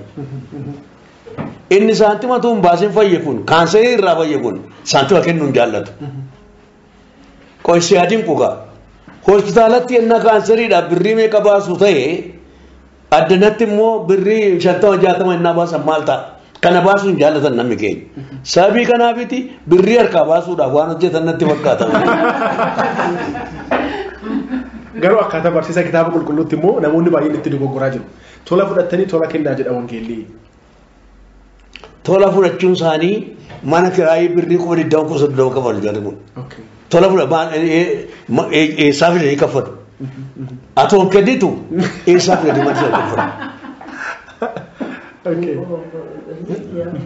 Kanaaf waa'ee kennaa barsiisuu qabu. Waa'ee kennaa of kennuu barsiisuu qabu. Waa'ee kennaas barsiisuu qabu. Baruu qabu. Waa'ee birriin baay'attu birriin xinnaattu kana sammuu warra bakkeetii achi as ilaalutu akkasitti guddaatti rakkaa. Jarri waan kalkuleetti godhatanii ittiin kana fudhachuu barbaadan qabu. Garuu karaa hamaa miti, karaa jal'inaa miti, karaa qajeeltooti. Kana keessa sirriidhaa, sirrii miti. Maalirraa fudhatan mul'ata sana jedhanii gaafachuudha. Egaa kana nuti gaafachuu danda'a. Isinuma umma warra gaafatu kanatu attamitti kana fiddanii jettanii dhaxxanii gaafatu. Gaazexaa irratti baaftanii matseetii irratti baaftanii kasasuurra kottu abalu. Maaliif kana hojjette? Mee waaqa usitti meeqani? So kana booda erga isarraa bartanii booda qajeelchuun sirriidha. Warri wangeelaa waa waliin dhossanii it is so plain dhossaan hin jiru dibaan hin jiru hojii waaqayyoo qulqulluudha. Akka hojii waaqayyoo qulqulluutti walitti himanii wal qajeelchuun sirriidha. Ani sirriidha sirrii ta'ee isaa kana garuu walisaa hin beeku. Isin amma waaqa ulfina guddaan isin dibee theologies backgroundii qabdu karaa kennaa afur qulqulluudhaanis waaqayyo guddaa isinitti fayyadamaa ture ammas isinitti fayyadamaa jira. Bara kana warri backgroundii theology qaban warri karaa theologytiin deeply qo'atan baratan beekumsa guddaa qabanii fi warri kennaa dibata adda addaatiin tajaajilan bara kana wal fudhachuun baay'ee rakkinni kun mul'ata. Rakkinna guddaatu jira akka waldaa kiristaanaa Itoophiyaatti akkasumas akka addunyaatti bakka adda addaa irratti. Isin amma backgroundii lamaan saatu waan qabdanuuf isin lamaanuu keessa waan tartaniif backgroundii lamaan saatu waan qabdanuuf akkasumas ammas itti tajaajilaa waan jirtanuuf karaa lamaaniinuu isa kan akkamitti walitti araarsuun danda'amaa jettu. Kennaa afur qulqulluus qabatanii theologies baratanii kennaa kana lamaanuu walitti fidanii kennaan kun lamaanuu warri teolojiidhaan background cimaa qaban warri mas kennaa afur qulqullootiin arra dibamanii ka'aa jiran dhaloonni baay'een dibamanii ka'aa jiran akkamitti wal qabatanii wangeela addunyaaf dhaqqabsiisuu dandeenya akkamitti saba eebbisuu dandeenya akkamitti waldaa jirjiruu duratti deemsisuu dandeenya kan akkamitti walitti araarsinee waliin deemuu dandeenya kan jedhu akkamitti ilaaltu because warri teolojiilleen hin barbaachisu hin barsiisu isaanis kennaan afur qulqullootiin hin tajaajilu warri kunis warri barumsa teolojii background hin qabne kennaa afur qulqulluu adda addaatiin kan tajaajilan isaanis immoo barumsa isaaniif hin barbaachisa warri teolojiyaanillee warri spiritual gift adda addaa kennaa afur qulqulluu adda addaatiin tajaajilanillee hin barbaachisu waldaadhaaf lamaan isaaniiyyuu hin barbaachisu warra teolojiitiif kennaan afur qulqulluun barbaachisa warra kennaa afur qulqulluu adda addaatiin tajaajilaniifis barumsi teolojii beekumsi teolojiin barbaachisa amma garuu sektii lama qabatanii walitti tsinfi kan jedhan kaan garas deemaa wal fudhachuun hin jiru irsi barsi mattachaacha tas jennu kan wal hamachuu wal komachuu qofatu baay'atenna akkamitti walitti dhufanii wal jabeessanii wal qarqaaranii wal deeggaranii dogoggora walis wal sirreessanii waldaa kiristaanaatiif bu'aa buusuun hin danda'ama jettuusin because background lamaan san waan qabdaniif kan akkamitti walitti araarsuun danda'ama jettan karaa keessaniin. Biyya Itoophiyaa jedhamtee waamamtu keessatti inni sirriinuu sirriin ta'u sirriidha jedhanii fudhatan. Eenyumti abbaan eenyu kun sirriidhaa kun wangeela jedhanii fudhatan. Isaan kunis warra qaawwa eeguudha. Teolojiyaaniinis warra qaawwa eeguudha. Teolojiyaaniin immoo dubbii macaafa qulqulluu baran malee dubbii hafuura qulqulluu isa gadi fagoo eenyullee bira ga'uu hin dandeenye hin barre. Teolojiin dubbii hafuura qulqulluu nama barsiisu. Warra hafuura qulqulluu waa isaa beekan yoo teolojii baratanii gaariidha. Yoo kana ta'uudhaa baate teolojiin mataa kee kana beekumsa kenna. Beekumsa sii kenna malee dubbii hafuuraa bal'isee siin kenna. Dubbiin hafuuraa kun immoo argachuun salphaa miti. Kadhannaadhaan jilbeeffattee fuula waaqa dura yeroo fudhattee macaafa kee dubbifattee isa tsimmoonaa jedhan tsimmoonaa gab jettee fuula isaa dura teessee sagalee waaqayyoo irraa fudhattee humna isaatiif sagalee isaatiin kaatee wanta itti tochootudha. Inni kun immoo barumsa warra teolojii irraa fudhanneen isa adeemuudha.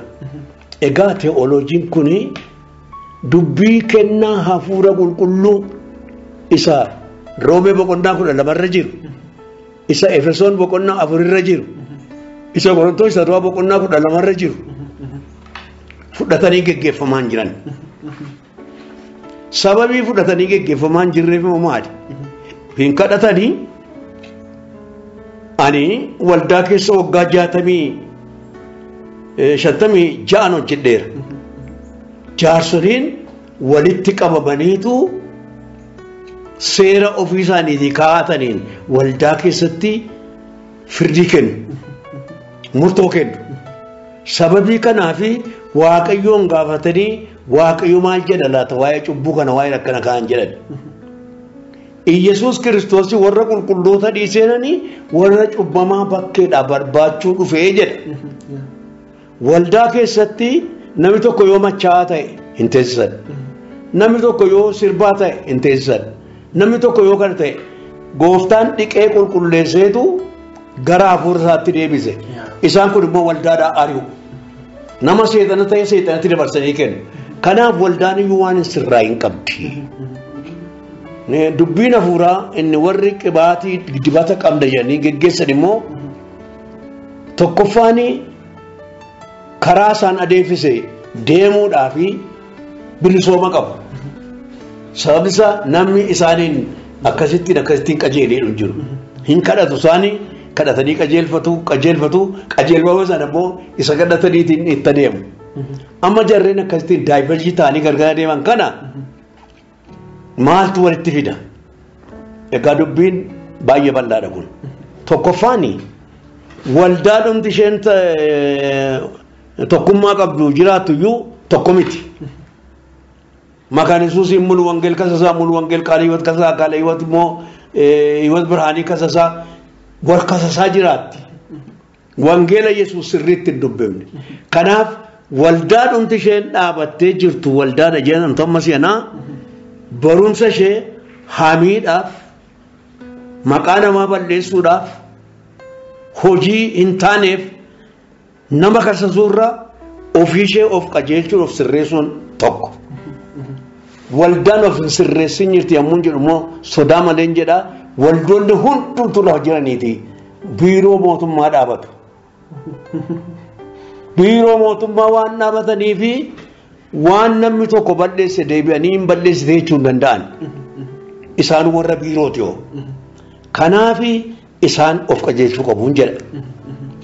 Warri kun immoo of qajeelchuun isaanii attamitti waaqayyoo sodaachuu jalqabuudha. Erga waaqayyoon sodaatanii waan dhugaa ta'e duwwaa hojjetu. Waan dhugaa ta'e duwwaatti hidhamu. Isaanis ammayyoo koo waddaa sana gargar ba'oodha. Inni gamansiisa gamanaan beeku, inni gamanaan isa gamansiitiin qubatti qaba. Isaan kun immoo akka quba walitti hin qabne inni kennaa tokko qabu yoo isatti tolee waaqayyo karaa baniraaf ta'e akka walitti fidee walii wajjin kadhatu. Akka wal baranii walii wajjin kadhannaa godhanii walii wajjin tokkummaa geggeessanii waldaadhaafis waaqayyoofis gaarii akka ta'utti of sirreessanii namoota isaan sirreessus of biraa qabaatanii namoota rakkina isaanii eegu badheessa isaanii eegu namoota of sirreessu namoota isaan sirreessu namoota hin sodaanne hafuura waaqayyootiin qabamanii isaanii dhaggeeffatanii isaanumarraa fuudhanii isaaniif deebisanii warra isaan qajeelchuu qabaachuutu isaaniif barbaachisa. Warri waldaa keessa jiranii keessatti bishaatan immoo lammaffa waldaa keessatti jaarsolii ta'anii qeesii ta'anii paasterii ta'anii maggaabii ta'anii kan kanarraa hafe immoo abbaa wangeelaa ta'anii atuu waldaa keessa jiranii waldaadhaaf dhugaa ba'uu dadhabanii waldaayyuu ajjeesaa akka isaan jiran karaa adda addaan argamu.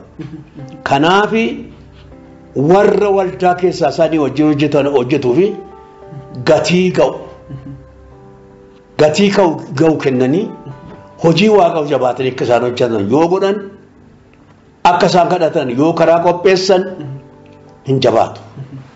Kan kanaachi guyyaadhuma guyyaatti torbeetti kaanii kadhachuudhaan waldaan guddachuu hin dandeessu. Kanaaf jarreen sun walitti fiduu fuuldura isaanumti warri jiran walitti qabamanii yaada tokko qabaachuu giddeedha. Mi'a attamitti adeemna jedhan. Warri ministeerii kun deemee qobaama isaanii mi'a attamitti adeemna jedhan. Kana booda yeroonuu walitti fida. Hunduma isaanii yerootu walitti fida waan jedhan. Maqaa Waaqayyoo haa ulfaatu.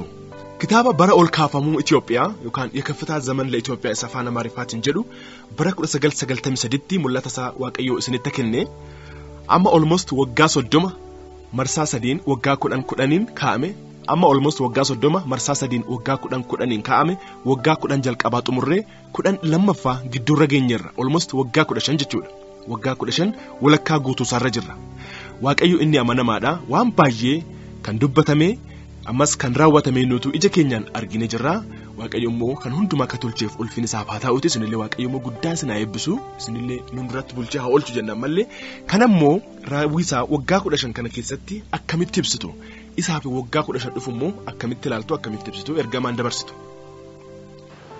Ani macaafichaa irratti yeroon caafe dubbadheera akkan jedhee waan Waaqayyo dubbate yeroo yoomiyyuu raawwatamuu ni dhiisu. Garuu kadhannaan keenya yeroo isaa gabaabsuu danda'a. Irraanfannee taa'uun keenya immoo yeroo isaa dheeressuu danda'a. Jedhee dubbadheera. Akka gooftaan natti dubbateettan dubbadhe. Sababii kanaaf inni ta'es ta'eera kan hin ta'inis xinnoon jirti amma sirayyuu. Sababii kanaaf isa ta'uudhaaf jedhu kanayyuu akka inni ta'utti. Isa ta'e kanayyuu akka inni ariifatutti godhanii yoo karaa qajeeltoo irra sammuun namootaa bu'ee mul'ata kun jedhanii fudhatan anaani mul'ata naan hin jedhu Ihaadigii masaafa qopheessitee naan jedhan kaan immoo kan jedhanii ati prosperity gospel የብልጽግና ወንጌል barsiisuudhaaf jirteetu kana caaffatte ofii keetii jedhameera silkiidhaan jedhameera sababii kanaaf amma gaagaruu dhugaa isaa dhufe waan tokkollee hafuu hin dandeenye akka waan tokko hafuu hin dandeenye erga baranii dhugaasaa erga baranii anaaniyyuu na rakkisaa jiru masaafa fidiidhanii anuma masaafa waan itti tattamuun nabee fidaa masaafa fidiidhaa nama gaata ragga'e ambirriin gaafadhaa isaa masaafa gaafatu amma gaa walitti dhufe kana gaa namni keenya waaqayyoon dhaggeeffachuu irraa kan ka'e mul'anni dhufa. Mul'ata dhufe dhaggeeffattee tati immoo dabarsita. Namni keenya immoo kan inni bare Israa'el ጌታ እግዚአብሔር እንዲህ ይላል waaqayyo ከዚህ jira jedhanii fixanii fi kana gammadee ni kaan boo'ee ni kaan gammadee sokkaa lammaffaa guyyaa lammaffaa yoo hidhattee gaafatte yaadatu.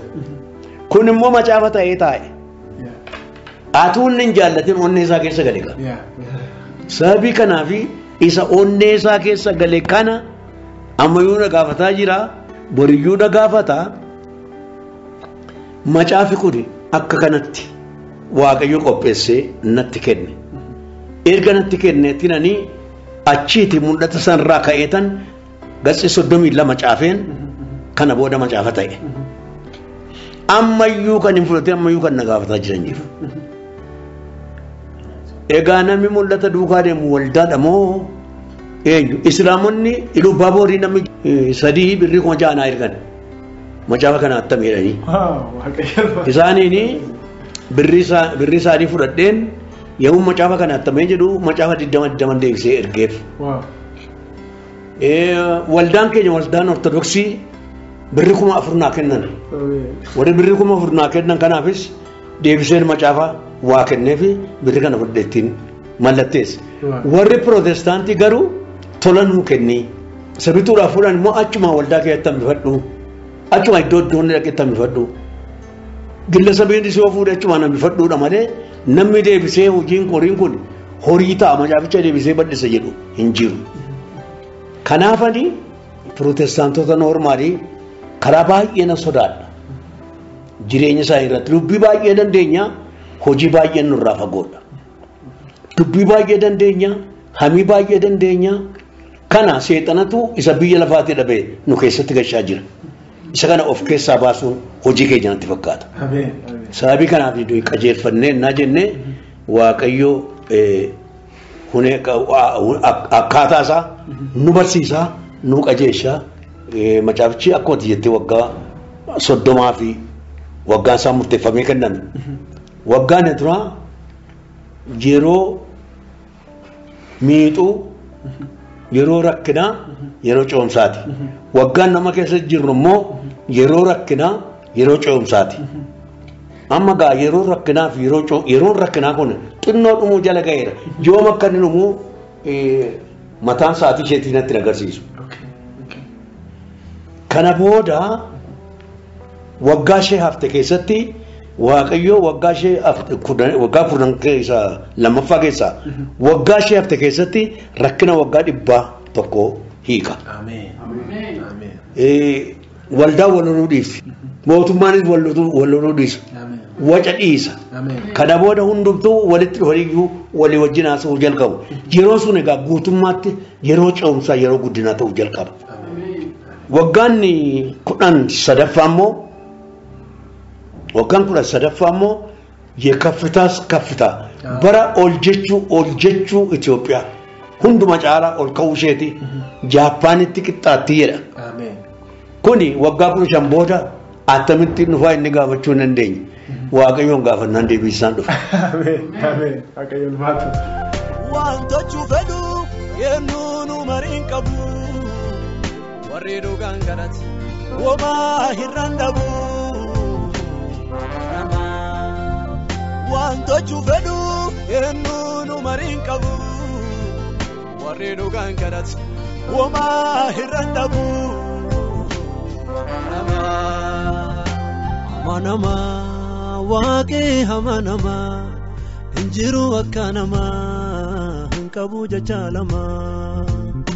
Amanama waaqee amanama injiru akka nama hinqabu jecha lama.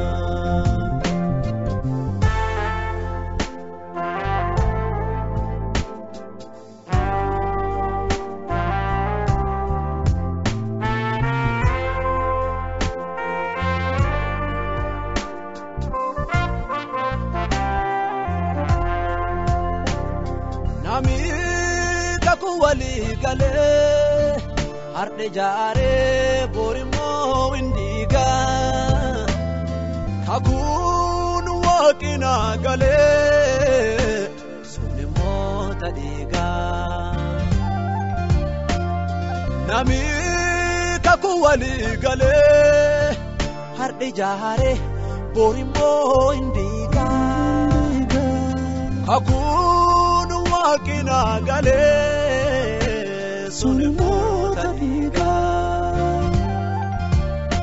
amanama waaqee amanama injiru akka namaa hin qabu jecha lama amanama waaqee amanama injiru akka namaa hin qabu jecha lama.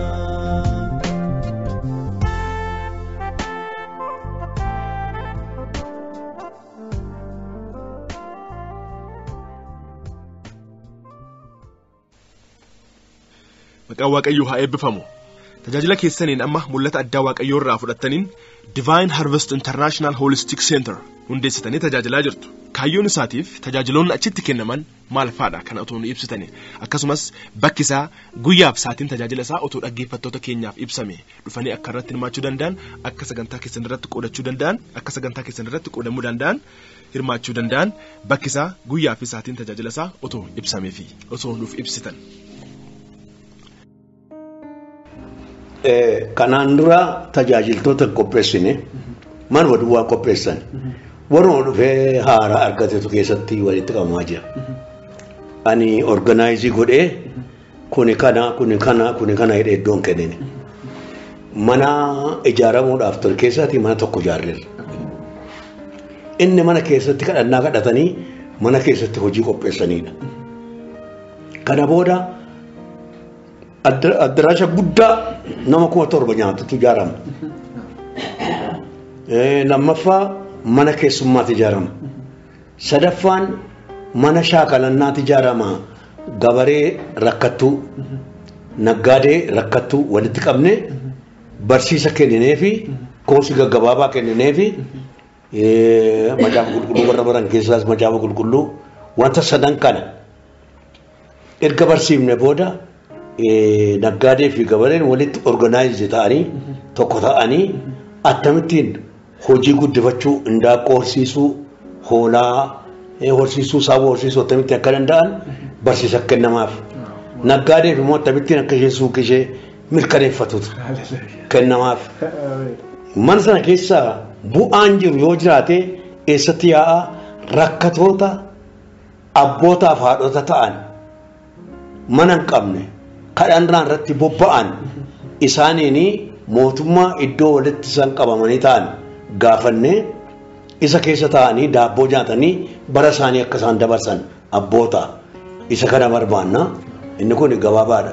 Lammaffaa immoo achi keessatti mana shaakalannaa duwwaa miti mana kadhannaa duwwaa miti mana nanna keessatti dhiqatan qopheessuu barbaanna. Iddoo daakaa qopheessuu barbaanna. Isa kanatti immoo namoonni yoo kadhatanii dhaqanii bishaan keessa of gangalchanii haaranii akka isaan deebi'an godha. Kun immoo denominationii tokkoof hin qophoofne. Hundumaa. Ortodoksiinis itti tolee dhufu, kaatolikiinis dhufu, pirootestaantis irraa pirootestaantiidha. Hammi kun mana waaqayyoo dhufanii waaqayyoon kadhatanii keessatti bashannanii akka isaan galanii fi waaqayyo akkas hojjedhu naan jedhe mana 20 naan jedhe mana 20 kana maal goona fooqii goona sababii iddoo hin qabneef. 20 amma inni 20 lakkaa'utti naa goone kan. Isa fooqii goona kana booda isa keessatti namoonni waan adda addaadhaa barsiisa adda addaadhaa fudhachuu danda'u guddachuu danda'u jechuudha. Waaqayyo kan jedhe isaa iddoon suni iddoo abidda hafuura qulqulluu biyyaaf itti qabsiiftu biyya lafaaf itti qabsiiftu naan jedhe kanaaf iddoo hafuura qulqulluudhaaf ibsaa itti qabsiisanii itti kennanii iddoo abiddatti qabsiisuuti. Kanan immoo bakki isaa tajaajiltoota dhaggeeffattootni keenya yeroo Finfinnee dhufan ammas naannoo Finfinnee kan jiran dhufanii akka itti hirmaachuu danda'an amma maqadannaan jalqabameera waan ta'eef bakki isaa eessaa guyyaaf saatiin tajaajila isaa otoo ibsitanii. Bakki isaa Filiidooroo jedhama. Filiidooroon kuni karaa karaa amartiisa jennurra 18 kan jedhutu jira. Karaa kolfee makaana Yesuus. Karaa kolfee makaana Yesuus gabbu'anii yommuu bishaan ce'anii jennee riil isteetii garaa garaa naan argama. riil isteetii sana darbanii kolfee Takla Hayimaanot kan jedhamutu jira. Isa meetirii 10 duwwaa miilaan ejjetanii gara bitaatti achi goruu abbaa fedhe bira ga'uu danda'a. Firii Doorooti kolfee Takla Hayimaanot immoo achi iddoo sana jira. Ishee meetirii 10 darbanii gara bitaatti goru. Yommuu addannaa Addis Ababaadha kan jechuudha. Yommuu garasi karaa hoolotaa dhufan immoo gara mirgaatti goru. Yoo kolfee Takla Hayimaanot sargaalan. Roobiidha pirogiraamii ammaa yoo naannoo qabnu roobii kanatti abbaan dhufuu barbaade sa'aatii 3 hamma 7tti hinuma kadhanna waan gara biraan hin jiru. Kadhannaa kadhannaa achitti dhufee kadhachuu hin danda'a. Lammaffaa immoo iddoo sana kan qopheessinu nama warra damoozanyaa ta'ee iddoo sana dhaabatu qopheessina miti. Namoota warra hojii waaqayyoo hojjechuudhaaf of kennan karaa isaanii danda'ame akka isaan dhufanii hojjetan irratti nu gargaaran immoo barbaanna. Manni kun immoo hundi isaanii ijaaramne mana kana immoo namni tokkollee namni waa qabu dhufeennaa yookiin isa maasalxanyaa sana nu ijaaree yookiin mana keessummaa sana nu ijaaree yookiin addaraasha sana nu ijaaree yookiin lafa daakaa sana nu ijaaree yookiin lafa mana dhiqannaa sana nu ijaaree yookiin immoo iddoo geessimmoonaa beetii iddoo gab jedhanii waaqayyoon gaafatanii mana 5-6 tokko ijaaruu barbaanna. Namni kana dhufee ijaaree yoo jiraate welkaam.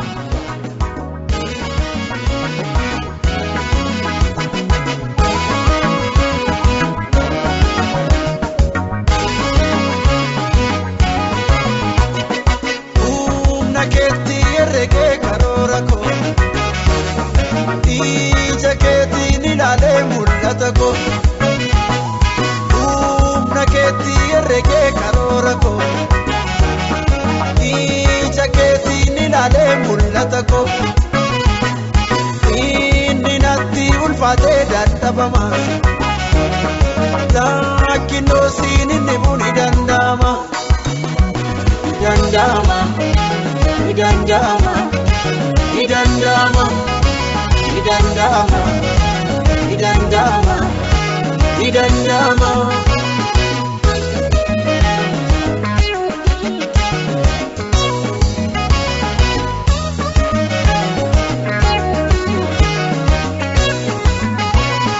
Ejjeta afaan koositu safara kallatti ati jetteerraan habuura. Ejjeta afaan koositu safara kallatti ati jetteerraan habuura. Deemsa adda jilleem kanan deemu hayyama kee hin qabamu hin horkamu. Deemsa adda jilleem kanan deemu hayyama kee hin qabamu hin horkamu. Balbalaan ilaalee itti adeemu dhiiba nama malee hin cufamu.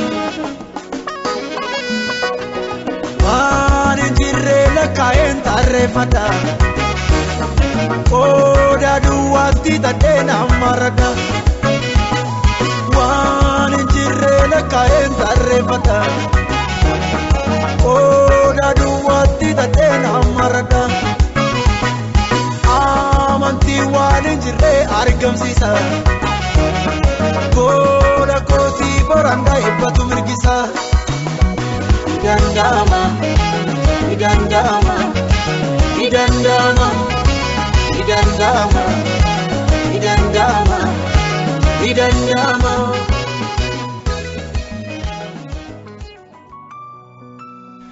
Maqaan Waaqayyoo haa eebbifamu. Olomoos sagantaa intarviyuu keenya gara fixannuutti deemaa jirra. Haala amma biyya keenya keessa jiru in argitu. Pirootestii naannoo Oromiyaa keessa jiru ammas naannoo Amaaraa keessa jiru. Ammas immoo gara kibbaa keessa gara Konsoos jiru. Itoophiyaa keessa bakka adda addaatti pirootestiin adda addaa jira. Namoonni baay'een mootummaa irratti pirootestii gochaa jiru. Haala tokko tokkorraa gaaffii tokko tokkorraa kan ka'e gaaffii qabansan karaa adda addaatiin ibsachaa jiru. Ammas akka addunyaatti pirootestiin kun cimee itti fufee jira. Haalli biyya keenyaa baay'ee kadhachuun kan nu barbaachisu.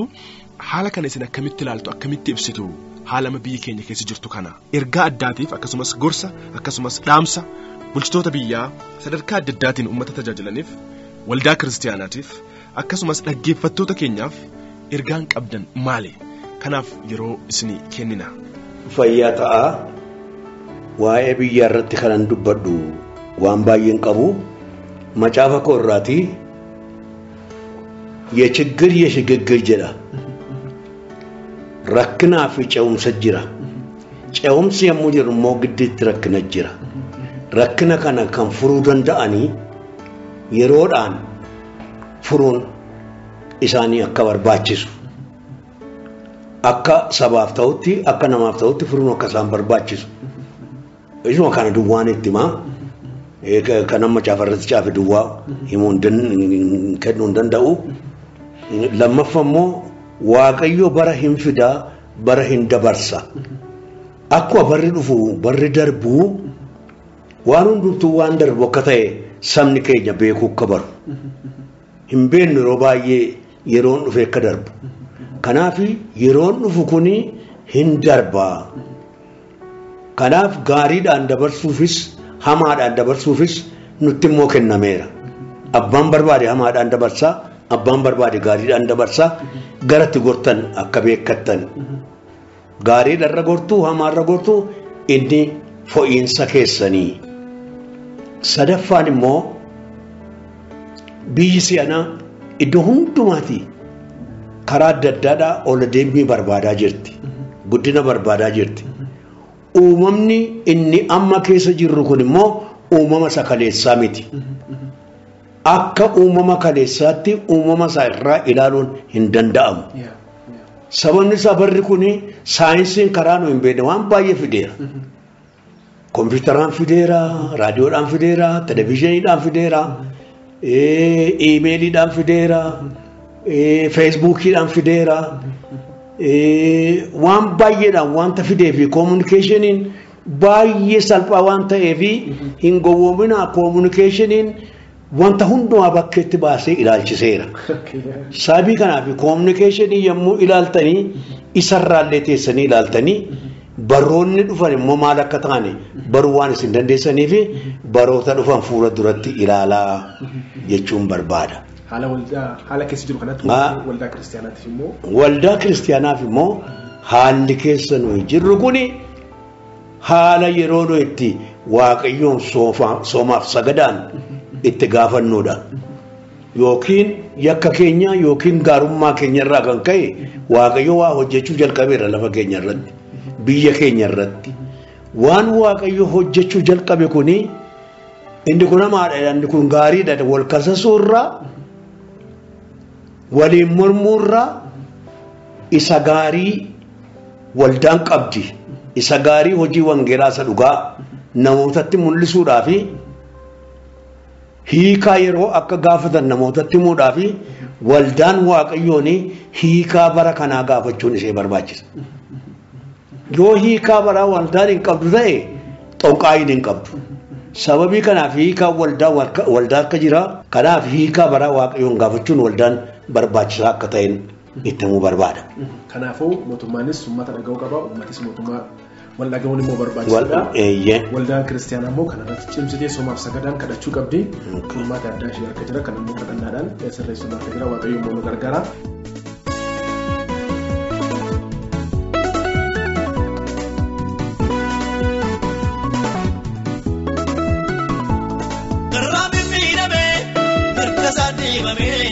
Garuu jallaan jalliin akka baatame eessatti jallatee boona madaalliin uumamaa namni sitti hirkate maaliif facootama namni sitti hirkate maaliif facootama namni sitti hirkate maaliif facootama Gooftaa ilaali Yesuus ilaali ifaan kun maaliif maaf jallatee madaali Abbaa ilaali. Moti ilali ifaan kun maaliif maaf jallatee madaali maaf jallatee madaali maaf jallatee madaali maaf jallatee madaali ilali maaf jallatee madaali.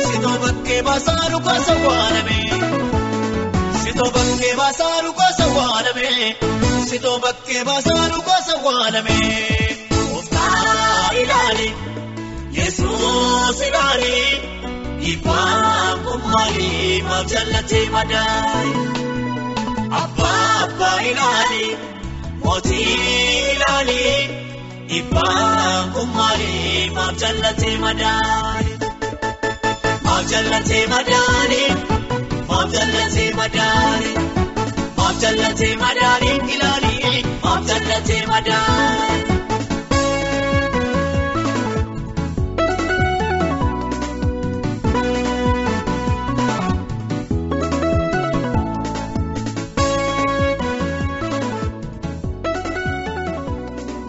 Maqaa Waaqayyoo haa eebbifame haa ta'uuti galanni ulfinni kabajii olaantummaan isaaf haa ta'uuti yaamicha keenya kabajanii yeroo keessan nuuf kennitanii istuudiyoo keenyatti argamuun sagantaa isin affeerratti waan nuuf argamtaniif maqaa dhaggeeffattoota raadiyoo sagalee misraachootiin galatoomaa Waaqii guddisee isin haa eebbisuuti umriif jabeenya isiniif haa dabaluuti horaa bulaa isiniin jenna dhumarratti waan Waaqi isin qaabsisu irratti dhaggeeffattoota keenyaaf akka Waaqa kadhattanuuf carraa isiniif kenninee jirra. Kanumaan sagantaa keenyallee obbaafanna. Waaqayyo abbaa keenya nu dadhabootaa cubbamootaa yakka keenya irra daddarba keenya cubbuu keenya maqaa ilma kee Yesuus Kiristoosiif jedhii nuuf dhiisi. Ameen. Waan hojjennus hin beeknu waan goonus hin beeknu karaa sitti nutti agarsiisa. Ameen. Ati yaa Waaqayyo hubannaadhaan biyya lafaa uumte hubannaadhaanis immoo ilma kee Yesuus Kiristoosin dabarsitee ilmaan namootaa cubbuudhaan akka hin banneef inni akka du'u isatti faradde firdii isaatiin firdii oolle du'a isaatiin du'a oolle rakkachuu isaatiin rakkina oolle ilma kee Yesuus Kiristoosin kabaje. Ameen. Yaa Waaqayyo waa'ee biyya keenya waa'ee Itoophiyaa miti waa'ee Afrikaa waa'ee Isiyaa waa'ee biyya warra gara teellaatti hafee kana waa'ee Laatiin Ameerikaa maqaa Yesuus Kiristoosin si kadhanna.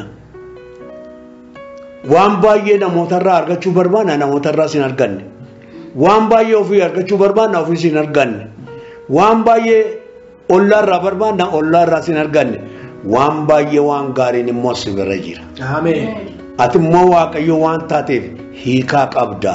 Ameen. Hiikaa bara kanaa ati nutti himi. Ameen. Hiikaa jireenya keenyaa hojii keenyaa ati nutti himi. Ameen. Yaa Waaqayyo tokkoon keenya atuusa tokkotti hin faradin gara ofii keenyaa ilaallee maal goone laata yaa Waaqayyo jennee ofii keenya gaafachuu akka dandeenyu ati nu gargaari. Ameen. Erga ofii keenya gaafanne immoo dhugaan kee immoo dhugaa waan erga ta'e immoo si kadhannee si gaafannee sirraa argachuu akka dandeenyuuf ayyaanni kee nu haa gargaaru. Ameen. Gooftaa keenya waldaan bara kana karaa adda addaadha dadhabbiidhaan guutamteetti.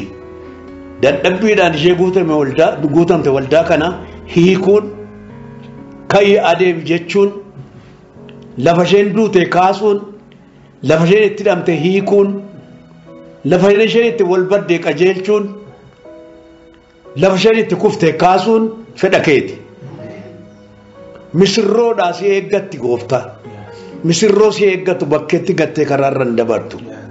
Kanaatiif misirroota kee qopheessiitii jireenya bara baraa akka argataniif isaanii wajjin taate jireenya biyya lafaa kanatti immoo qaqqajeelfama kenniteefi dubbii hafuura kee irraa argattee hubachuu dandeessee akka isheen biyya lafaa kana irratti hiikaa fidduuf ati ishee gargaari. Ameen. Silaatii biyya lafaatiif hiikaa fiduudhaaf uumamne nu ijoolleen Waaqayyo isin ifa biyya lafaatii jedhamneerra. Isin soogidda jedhamneerra mi'eessuu dadhabne isin ifa jedhamneerra ibsuufii dadhabne yaa Waaqayyo ati waan baay'ee qabda egaa dadhabbii nuyi qabnus beekta egaa ilma kee gooftaa Yesuus Kiristoos jedhii nu maariiti amma yaada keenya ka qajeelfannu isa darbe dhiibne isa fuulduraatti tarkaanfanne biyya keenyas amantii keenyas jireenya keenyas qajeelfachuu ka dandeenyu nu gargaari. Ayyaanni hafuura qulqulluu jireenya keenya keessa mana keenya keessa maatii keenya keessa haa jiraatu. Yaa Waaqayyo achi waaqarraa gadi nu ilaali. Waan hundumaatiin nu yaadadhu. Biyyi barri kuni bara rakkinaati bara ce'umsaati. Sagalee keetu natti dubbate waggaa 13 14 fuuldura 30 fuuldura waan natti dubbate kun immoo dhugaadha. Ce'umsaa wajjin immoo rakkinni jira. Kanaatiif rakkinni jiru kan immoo namni yoo hiikuu dadhabisitu hiika. Biyyi lafaa yoo hiikuu dadhabisitu hiika. Sababii kanaaf harka waaqummaa keetiitti dabarsinee kennina. Saba sagalee kee kana dhaggeeffatu immoo harka waaqummaa keetiitti dabarsinee kennina. Yaa Waaqayyo atuun beekin karaarra darbee jireenyarra darbee si gaddisiisuu kan dhannetti hafuurri kenni qulqulluun ayyaana keetiin jajjabeessee beekumsa oguma hubannaa akka argatan maqaa Yesuus Kiristoos kadhadha. Kan ammoo hin gootaa si agartu maqaa Yesuus. Ameen.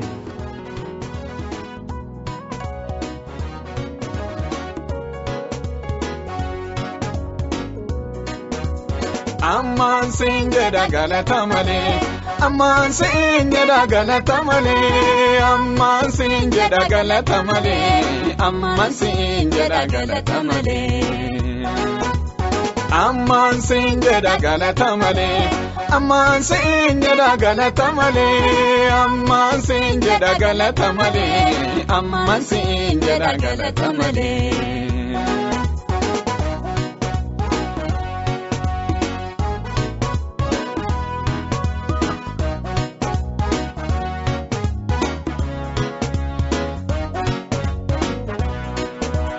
Jangan qonna keetii bal'ate firri mootummaa keetii baay'ate karaan nutti cufamellee baname galanni si ga'u lami hagamame. Amman siin jedha galatamale, amman siin jedha galatamale, amman siin jedha galatamale, amman siin jedha galatamale.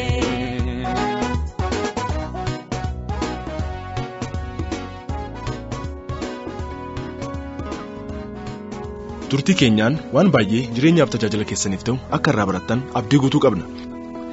Dhaggeeffattoota keenya lubni bal'inaan mul'ata haaraa waaqarraa fudhataniin amma Divine Harvest International Holistic Center mata duree jedhuun bakka mootummaan kenneefitti naannoo kolfeetti gamoo gurguddaa adda addaa ijaarsisaa jiru. Giddugala kana keessatti tajaajila adda addaatu kennama. Tajaajila kadhannaa, leenjii adda addaa tajaajiltootaaf, hojjettoota mootummaatiif, daldaltootaaf, qonnaan bultootaaf, dargaggootaaf hundumaaf kan ta'u in kennama. Akkasumas bakka bashannanaas qaba. Ijaarsi isaa amma jalqabameera. Galmi tokko xumuramee tajaajilli kadhannaa amma jalqabamee jira. Torbanitti al tokko roobii ganama sa'aatii 3 irraa jalqabee gaggeeffamuu irra jira. Nama hundumaaf kan ta'udha irratti hirmaadhaa isiniin jenna. Bakki isaa immoo kutaa magaalaa Kolfeeti. Diizaayinii gamoowwan ijaaramaa jiranis kitaaba isaanii bara ol kaafamuu biyya keenyaa kan jedhu kabaree isaarraa karaa keessaatiin argachuu dandeessanii kitaaba sanas bitadhaa dubbisaa ittiin eebbifamaa mul'ata Waaqayyo Itoophiyaaf kenne kanaafis kadhadhaa waggaa 15 dabarsinee keessatti ta'eef immoo Waaqayyoon galateeffadhaa ammas immoo kan waggaa 15 dhufu kana keessatti ta'uuf immoo Waaqayyoon kadhadhaa ittiin eebbifamaa tajaajila isanis deeggaraa isiniin jenna. Eebba guddaa kanarratti immoo hirmaattota akka taatan jaalala Waaqayyootiin dhaamsa kana isiniif dabarsinaa. Karaa lakkoofsa moobaayilii 09 11 68 02 99 argachuu hin dandeettanii. Kan isin waliin ture aan wandimmaa Gany Uddeessaati. Yaada gaaffiif kadhannaaf karaa lakkoofsa moobaayilii 09 13 71 0868 nu argachuu dandeettanii. Yeroo hundumaa sagantaa raadiyoo sagalee misraachoo afaan adda addaatiin darbu afaan Amaariffaatiin, afaan Oromootiin, afaan Tigriffaatiin, afaan Sidaamaatiin, afaan Hadiyaatiin akkasumas afaan Kambaataatiin, afaan adda addaatiin sagantaa adda addaa ijoolleedhaaf kan ta'u, dubartootaaf kan ta'u, dargaggootaaf kan ta'u, nama hundumaaf diqqaaf guddaafis kan ta'u sagantaan adda addaa in kennama waan ta'eef nu hordofuu keessan itti fufaa. Namoonni biraas akka hordofan oduu kana nuuf dabarsaa. Nuuf kadhadhaan ergaa keenya yeroo hundumaati baay'ee muusin jaalannaa. Horaa bulaa.